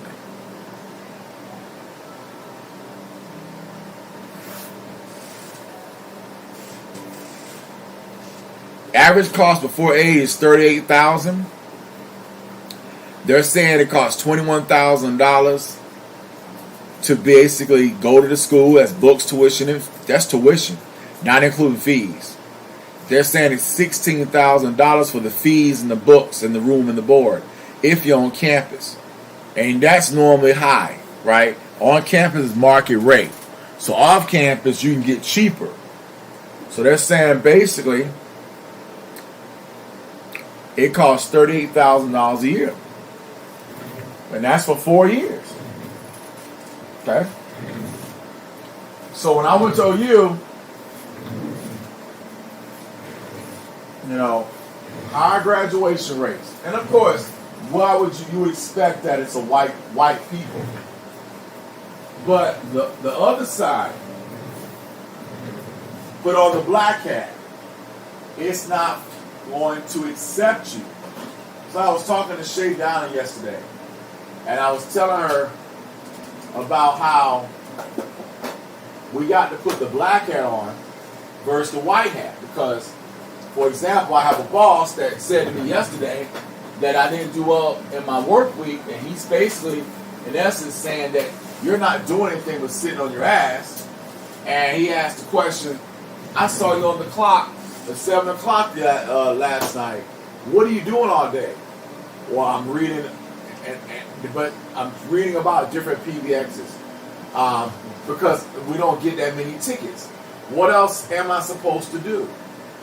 Well, Jeff gave Tiffany all the work, and Tiffany is the one working on the weekends, and Tiffany is the one that does not want to give me any help or let me work. I've asked Tiffany many times, can I assist? And I get nothing but bullshit. And I called her ass out and I said, listen, I've asked Tiffany, can I help? Jeff didn't care. So right then and there I said, I came to that conclusion 2 weeks ago. I want to be at another company. That's why I'm getting ready to study, so I can prepare for the interview. But the reality is, if you work for any small company like Gelman, that's the fucking bullshit you got to deal with. So it's really important for me to make sure that I find a company that's large. Right now, Southern company may not hire me because I didn't put enough detail in the question they gave me, and I get it. But they can't stop me from studying voice gateway keepers. They can't stop me from working on my collaboration edge, and they can't stop me working on, thank God, the servers that I bought 5 to 7 years ago. It doesn't mean I'll get the job, and it does mean I may be struggling again, fucked up, and having to take a contract and hoping that I can get medical treatment again. I can't be on Cobra. So if I lose this job and I have to go, they ask me, you want to do Cobra? No, I can't. And I have to pray and fucking let the devil kill me, because there's no other way. There's no other way. I mean, if you don't have the money from a job and insurance, HSA, healthcare, you're fucked. But I'm not going to sit back. I'm not going to, quote unquote, feel sorry for myself, because part of me doesn't feel like I was deserved or did something that was tragically wrong. But from the attitude that Jeff gave me when I first started, I said it myself. You didn't like my ass. You didn't give me any favors. That's okay. Fuck you. And this is what my black brothers, you got to understand. College is a microcosm of how they're going to treat you in the real world. And that's why you got to have brothers that are black, if you're black, that really care about you. You can't be like my ex-girlfriend Shay is and think that all people going to love you no matter what color you are. Dr. King's dream, no matter how beautiful it is, it's not working. We live in an environment right now which is hyperbolic to the point where white people are passing laws to tell teachers not to teach systemic race theory or critical race theory, being critical about race. That's what it boils down to, being critical about racism. Oh, it just not. You can't say a white person. I mean, they're making a stupid law to say that a teacher can't say that white people were racist in the 17, 16, 1800s and today. That's BS.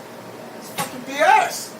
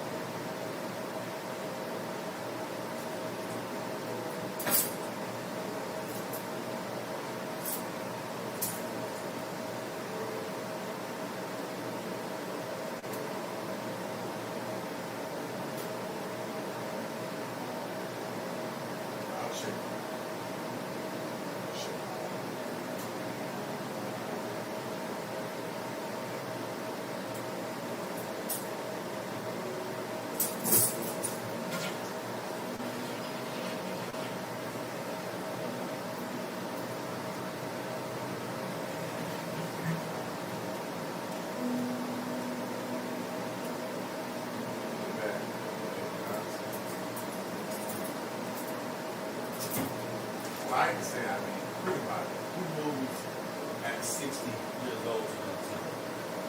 That right there is crazy. When you spend 60 years in one city, and we don't watch the moves, that shit lost her out. I mean, that answers that question. And you know the truth, because it's already so about the system. And then to move to Lawrenceville, she said she don't want to be around white people, black folks. It's kind of like the worst thing in the world.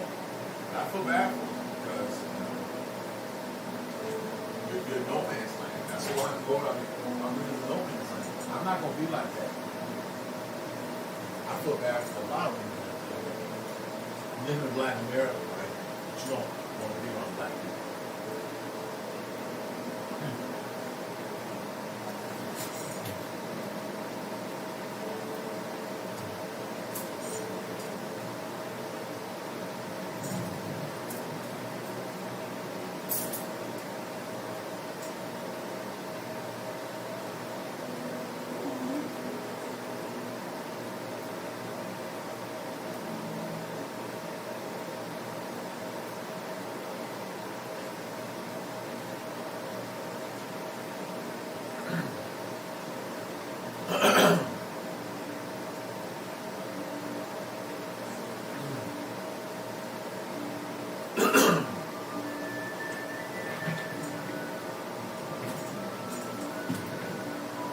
All right.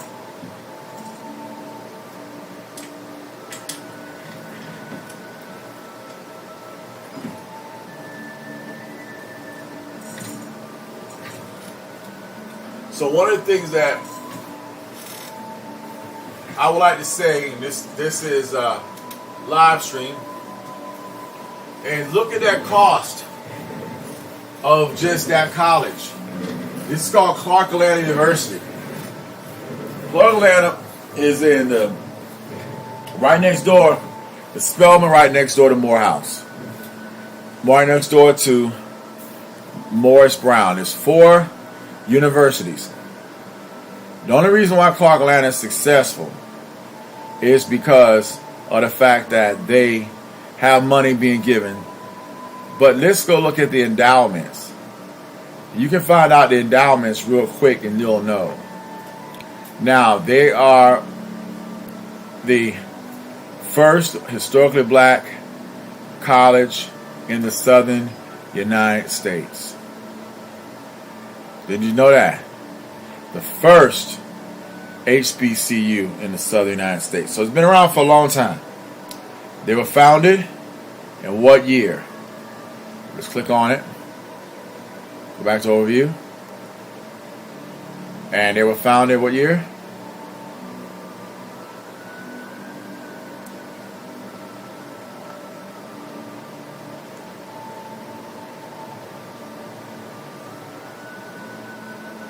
All right, weak questions. All right, anyway, go with OU. University of Florida. Well, cost after aid. They don't have that. They don't have an underline over here. Very interesting. Then they tell you in state. 480 is 30,000. After aid 21,000. So you really get very little aid. And that was a lesson I learned. I was in college. Pell Grant was crap. I was making single man myself, 29 years old. Mom's dead. I have no help. I got $3,000 a year per semester for Pell. So I basically got roughly about $6,000 a year in aid. The rest of it was loans. And how do you get scholarships? You got to have money. Money to study. Money to get the test. Yes. So now they make the statement. Used to be when I was going to school, 5 years, 4 and 5. Now it's 6 and 8. They're saying that most people don't even get a degree in 6 years. 6 years. That right there is a master's degree.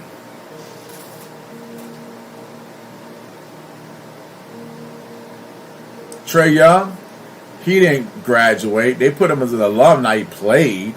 Caleb Williams, he played. He didn't graduate. Baker Mayfield didn't graduate. Nor did Kyler Murray graduate. They played. That's a hell of a difference. They probably will never go back to school and get that degree. Why? they made so much money that they think they don't have to. And that's on them. I love this thing. Now, May 6th graduation day. Today is the 30th. It's the last week of school. Final exams coming up next week. This weekend is a very busy weekend for a lot of students. And I want to acknowledge that. Because I was in school. I know what it feels like. It's the most, especially when you're by yourself and don't have family support, scariest time of your life every semester. Because when you don't have family support and you're not doing a great job in studying, you become a person that's like begging God. I say that what I be. Begging God for a miracle to pass class. You hear me? You're begging Him. Lord, please help me. And all the root of this is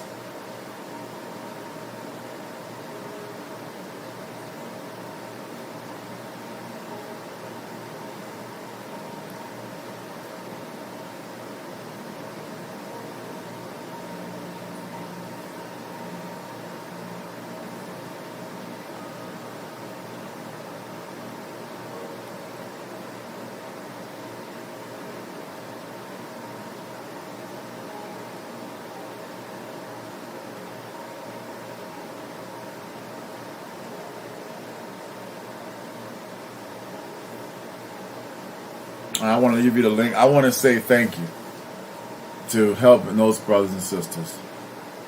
Because I know what it feels like. But I never seen this. Now remember, we just told you what the statistics of Savannah State was. $34,000 after aid. They have only 20% graduate. So when that picture you're seeing is a 20% that has graduated. You got 28%. But notice something. $10,000 after aid. That is great. You only owe 10. That means 4 years. You only owe 40. I owe 65 after 5 years.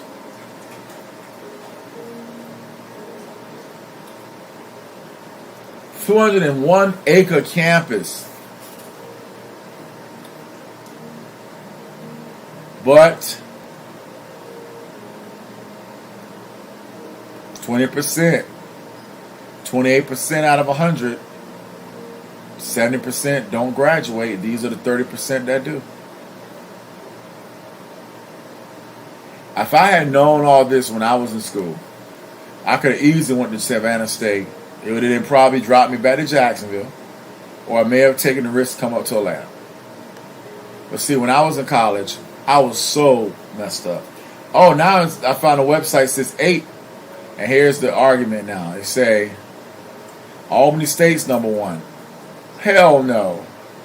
Albany State's where Damien's ex-wife comes from. That is effed up.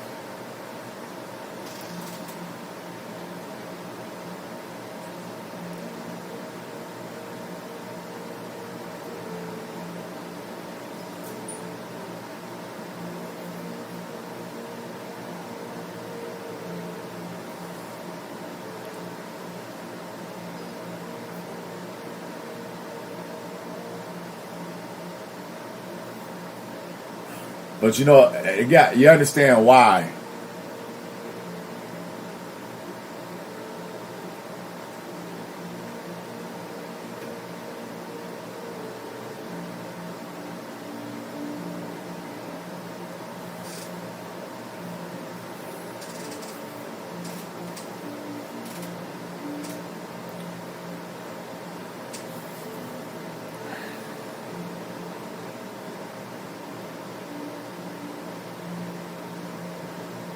I probably should have the drill team back then.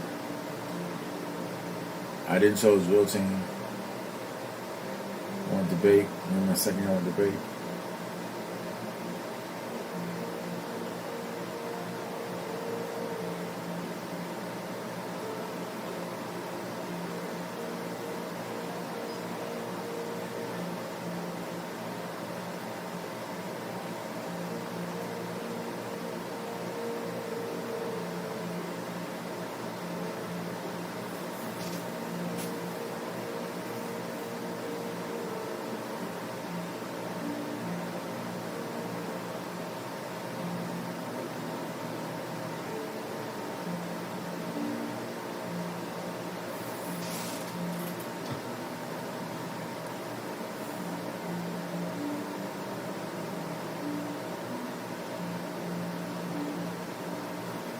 I would never go to Albany State. But here's Fort Valley. This is where I was staying. I was thinking about going. Probably should have went. Very small. 2,000 people. Then Savannah, right next door. 3,800 people. Clark, 3,300 people. But it's more expensive. Very expensive. Notice it says it's private. That's why it's fucked. Whereas Savannah State's public. Public. Go to public. Morehouse, private again. Morris Brown, private again. Payne, private again. Only 400 people go to this school.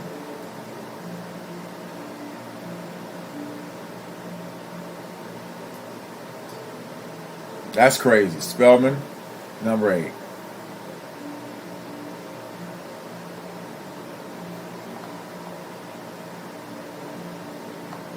Now here's the test scores. So let's go look. Set at 2.7.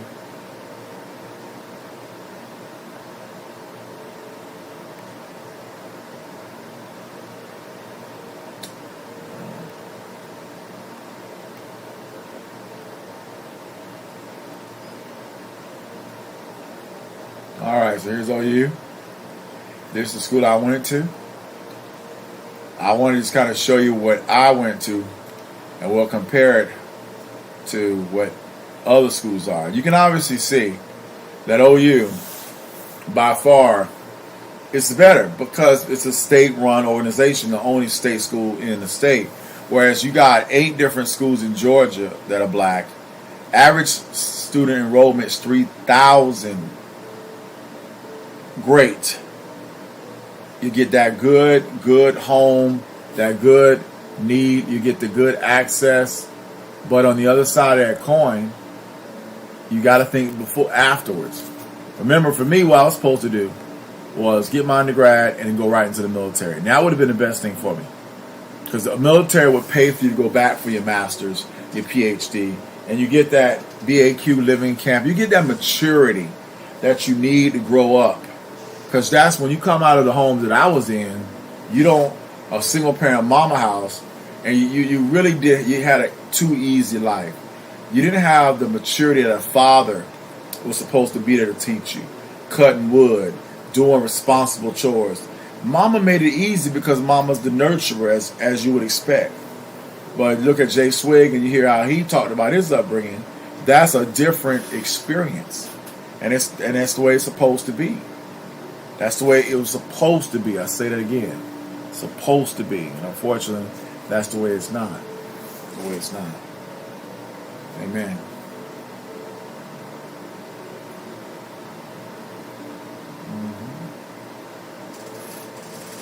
Yes.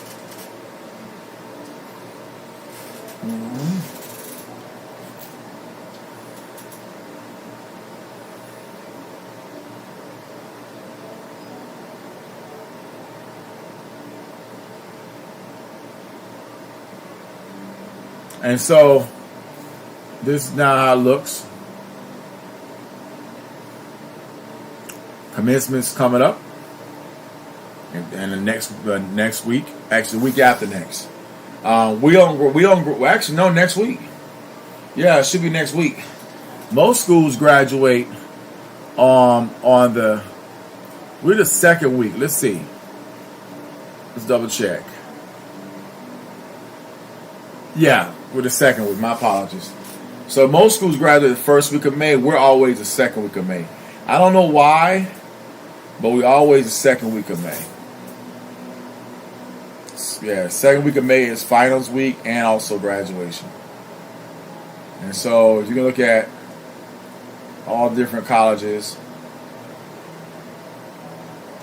May 14th.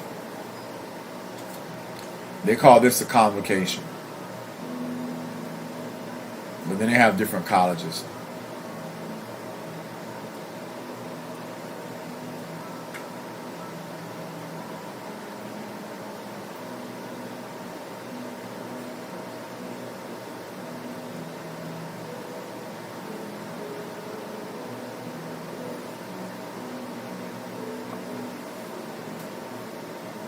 See all this beautiful schools?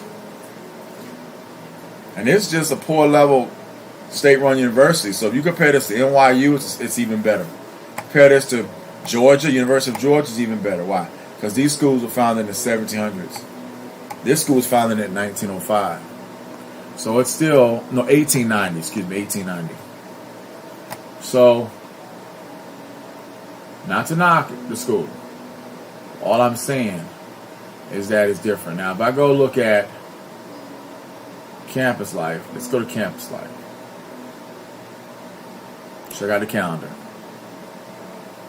And it's where the students will submit information. So we got a graduate petition to drop a course. That's undergrad to. I started doing it all the time, getting a W and an F. And I'm glad that I'm here because I really want to talk to you and state why it's so wrong to take a withdrawal or F in order to fight getting a fail. But the problem with getting a withdrawal is you have to do that within the first 3 weeks of the class. After you've already paid for it on student loans, so you don't get your money back. F is just basically you failed the class.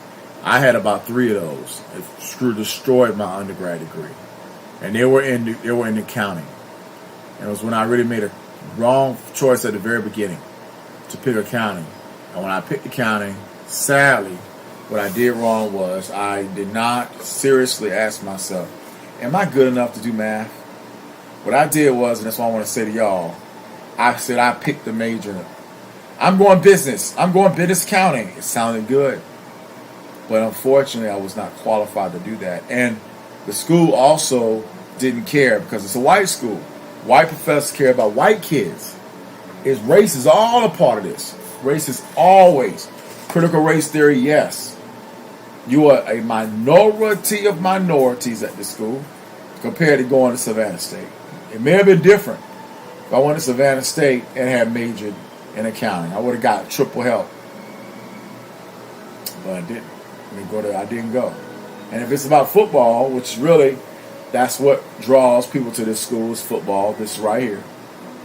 But 99 I would say 90% of the people that stands didn't graduate from this school. They just diehard fans. Not bad.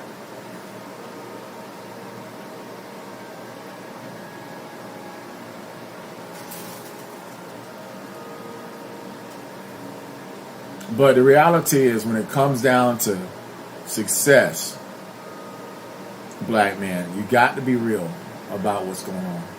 So right now what I'm about to do is I got to stop. Got to take a little break. I got my Cisco books in front of me. I've got to show you what I'm doing now.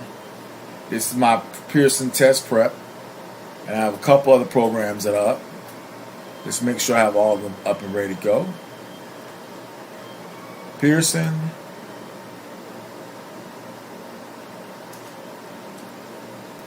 And after Pearson test prep, there was another book I had. Come on now. Cisco Press books. Oh, and then I have my network fundamental. It's called my Bolson simulator. And then I have a test environment from Bolson for same classes. So I've got 2 different variations of test exams. So for example, I'm going back in time to look at these are all the exams I've bought.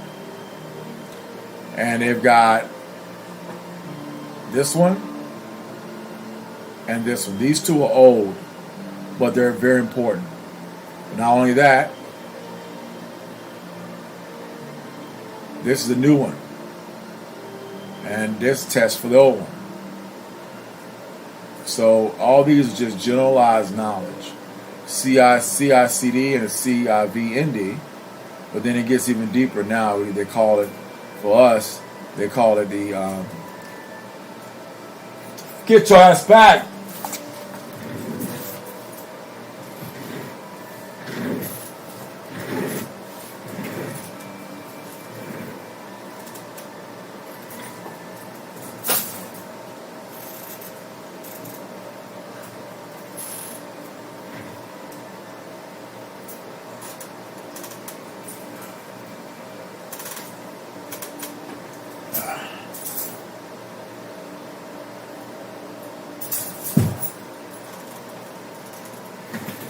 You ain't coming back up here now.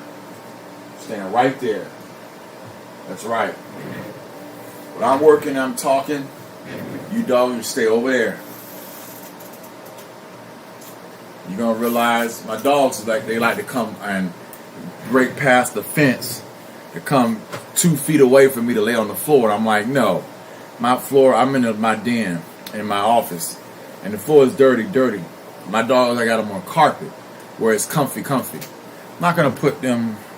They're like literally hands feet away from me, like 5 feet. They can see everything I'm doing. They can hear everything I'm saying. They're quiet. I got beautiful music playing in the living room. That's for dogs. Everything they need. Basically, all dogs do is throughout the day is eat, sleep. What else can you do? Well, I can go walking, but unfortunately, I can't walk due to my knees. So, and I haven't paid for WAG to come. It's time now, I guess, start calling WAG since the COVID is getting better and have them walk. And then for like $17, they will walk my dog and give them 30 minutes of walking. Let's go look at WAG real quick. And let's see.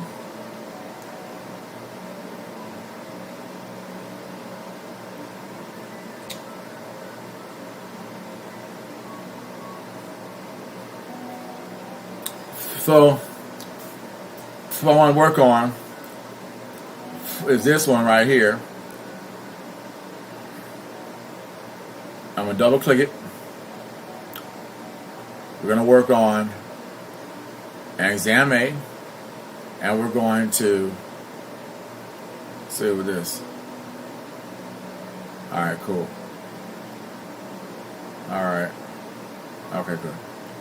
This is Bolson's environment compared to Pearson's environment. So Pearson, I'll put this on this side. Pearson has the same setup. So we're going to find my exam. I thought I had bought it. I don't see it. It's for the 200-301 CCNA. That's the main one for the new one. And I'm going to go backward and forward. So I need to go now. Go to what we call Cisco Press and log in. And so this will end up my day, guys. I'm about working in my job. And there's the book. Let's log in.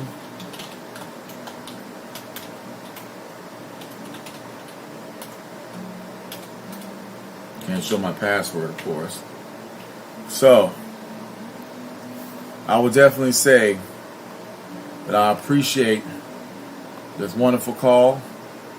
I know nobody's watching, but the video is really about one thing and one thing only, and that is building up enough videos so that the algorithm will start pouring out the videos, which then let people come back in time and watch a video from the past, or I could find something that I can cut out, use this in a future video. Alright?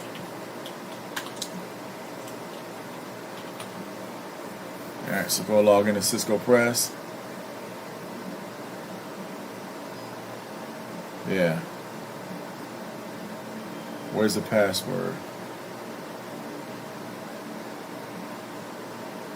There it is right there.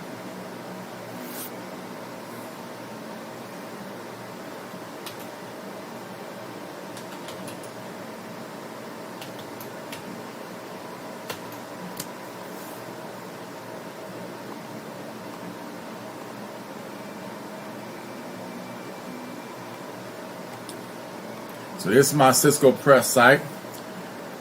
I've got all kind of new stuff. Just bought this new book right here.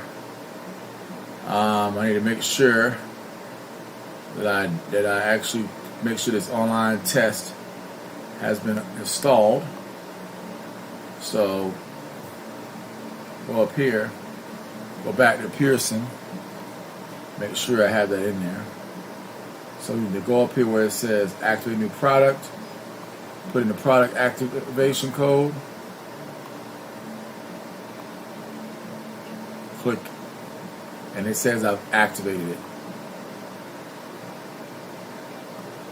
And there it is. Hit next. And now it's going to check for updates. And it's going to download and install that new program into my main folder. And this is the new exam. And it covers all the textbook questions and basically everything you need to do. Not everything, but I would say about 80% what you know for the exam. And also a good for knowledge, just knowledge-based information. So that's installing. Got to go. I got to install the 200-201 exam because that one for some reason is missing. So I got to put that in there as well. Amen. So it is frustrating. I won't lie. I will definitely say it is frustrating. This is, guys, more important than sex.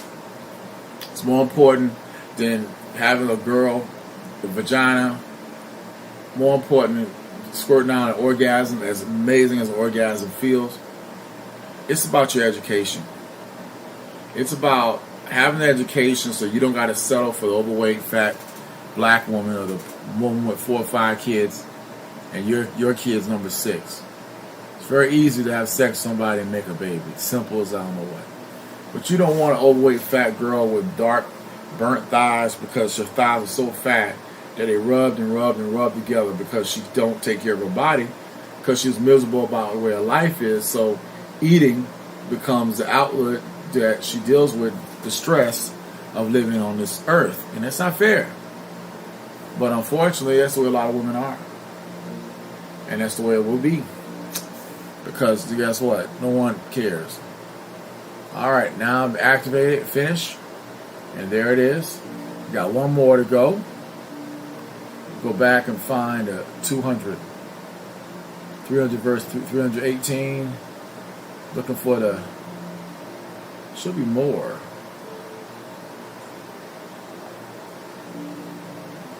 Oh, it's not there, no. Okay. So I have the books right here in front of me. Looks like I haven't registered this product. So that's right. Yeah. So I've got to register all these books online so I get access to the online content. Do you know that I've had books that were not registered, that have been sitting here for 6 years on the desk collecting dust? Yeah, man. Yeah. And so that's my fault. I'm not gonna lie about that. Because I was getting to a job and you're so focused on that job, you stop studying for your cert, and that you can't never stop doing that. Because that job can go some fucking place and you can be fired, and now you lost your job and you never got your cert, so now you're done double fucked. That makes sense. And I don't like being fucked.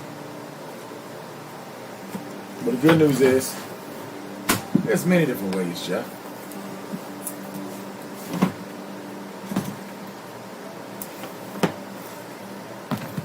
Here's the bottom line.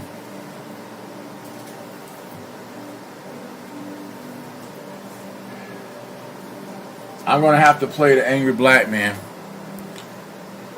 Because the bottom line is that you're damn if you do, you're damn if you don't.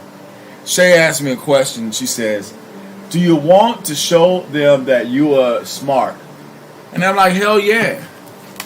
Not just the HR, but just white people in general. I want to be able to show them that I'm smart. Because we are think to be dumb. Black people are thought to be dumb. Like Shay, they're taught to be the go along and get along gang. And of course they lose. Because they're taught to be dumb. Hey, don't play with me. Don't start that, boobies. Don't even start that. Don't wake me up like that. That's right, but don't play, boobies. Hey, don't get me upset. I'm gonna pop the heck out of this boy. What did I just say? Stop. There's nothing here. Man up. That's right. Hold the bell. There we go. So, go up here. Go register products. We're gonna look through our registered products.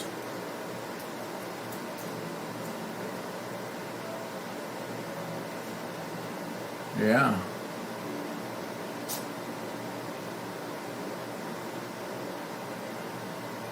Oh, okay. Looks like I did register that.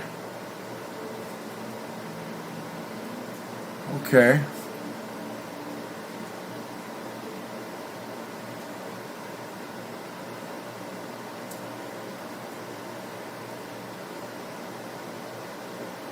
It looks like I don't have the ebook. That's the problem. I'm missing the ebook. So I'm gonna have to add that ebook to my yeah.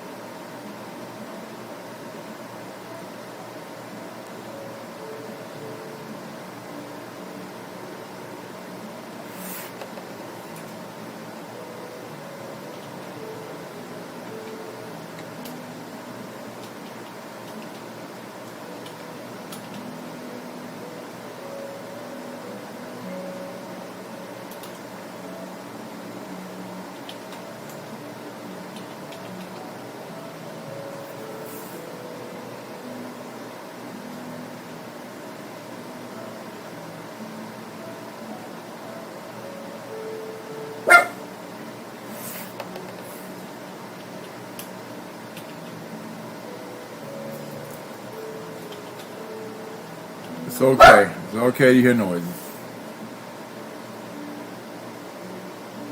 Alright. Okay, so yeah, I registered that. What about the test? Alright, what about the test? Okay.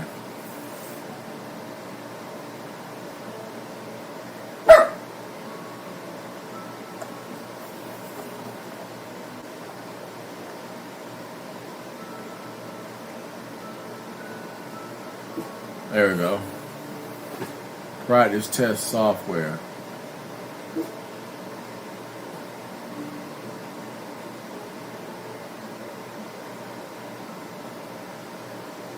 Ah. So you didn't activate it. There we go.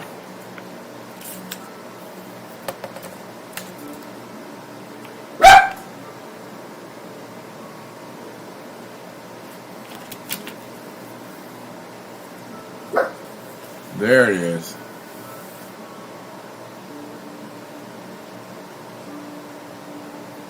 There it is. Okay. Microphone, I didn't do something. There was a little card I was supposed to. Be quiet, boobies. 2131. CC 3A.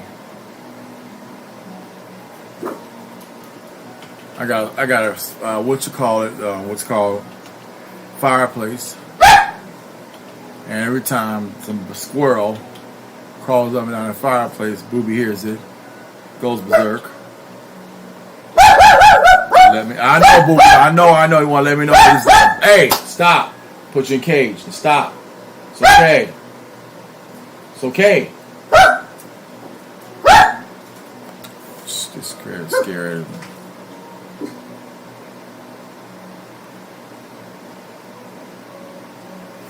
Beautiful. All right, so I've got both books for CCNA. I'm getting ready to activate. And I've had these books for 4 years. But I didn't read the little ticket in the back of the book, so then I activated.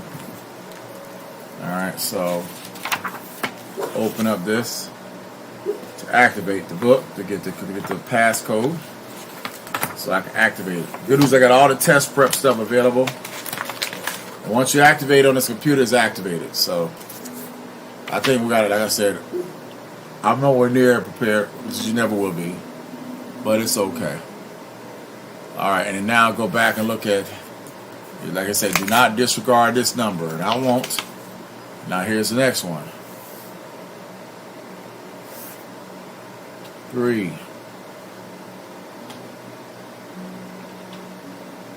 I have to share my screen. I want to put that password on there.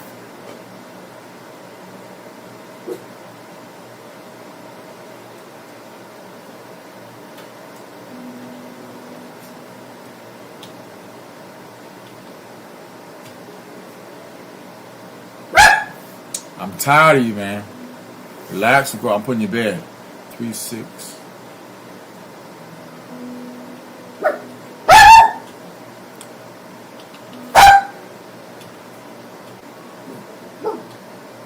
I'm gonna put him in my bed. Potty. I'm gonna give him a potty. Potty. Give him a potty. Yeah, he's getting potty. He'll get potty. You're getting potty boobies. Hey, Ryan, you better run.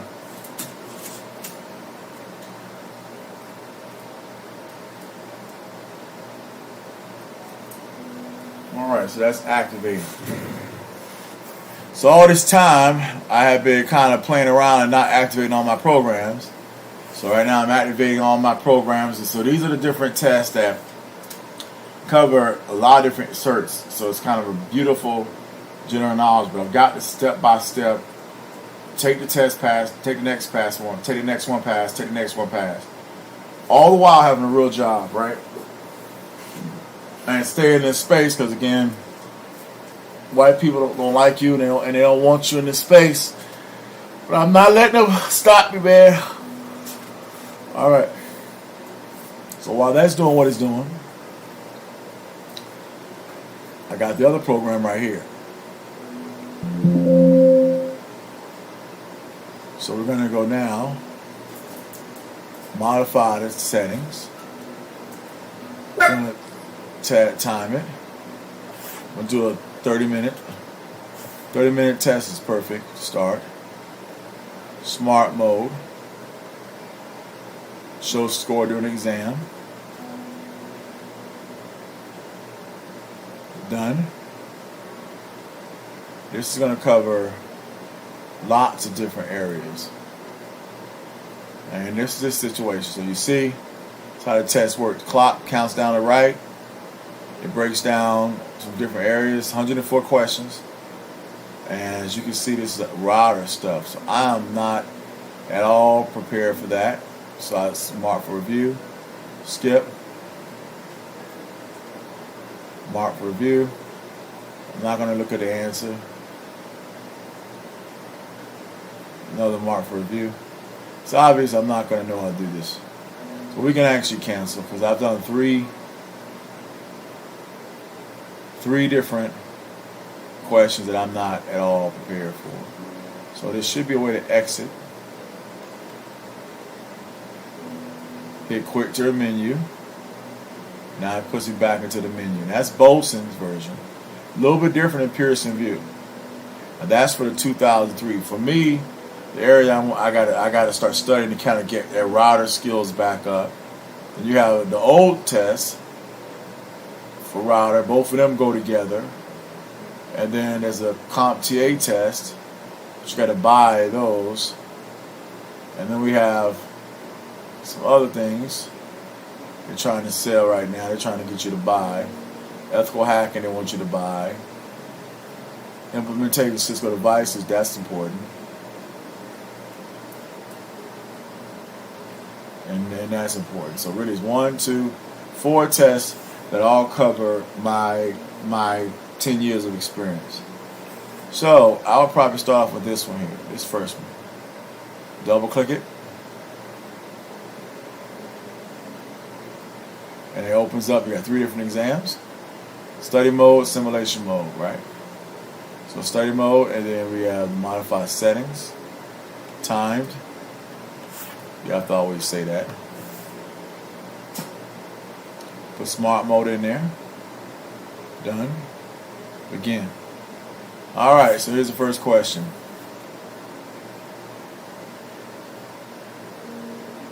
Great question.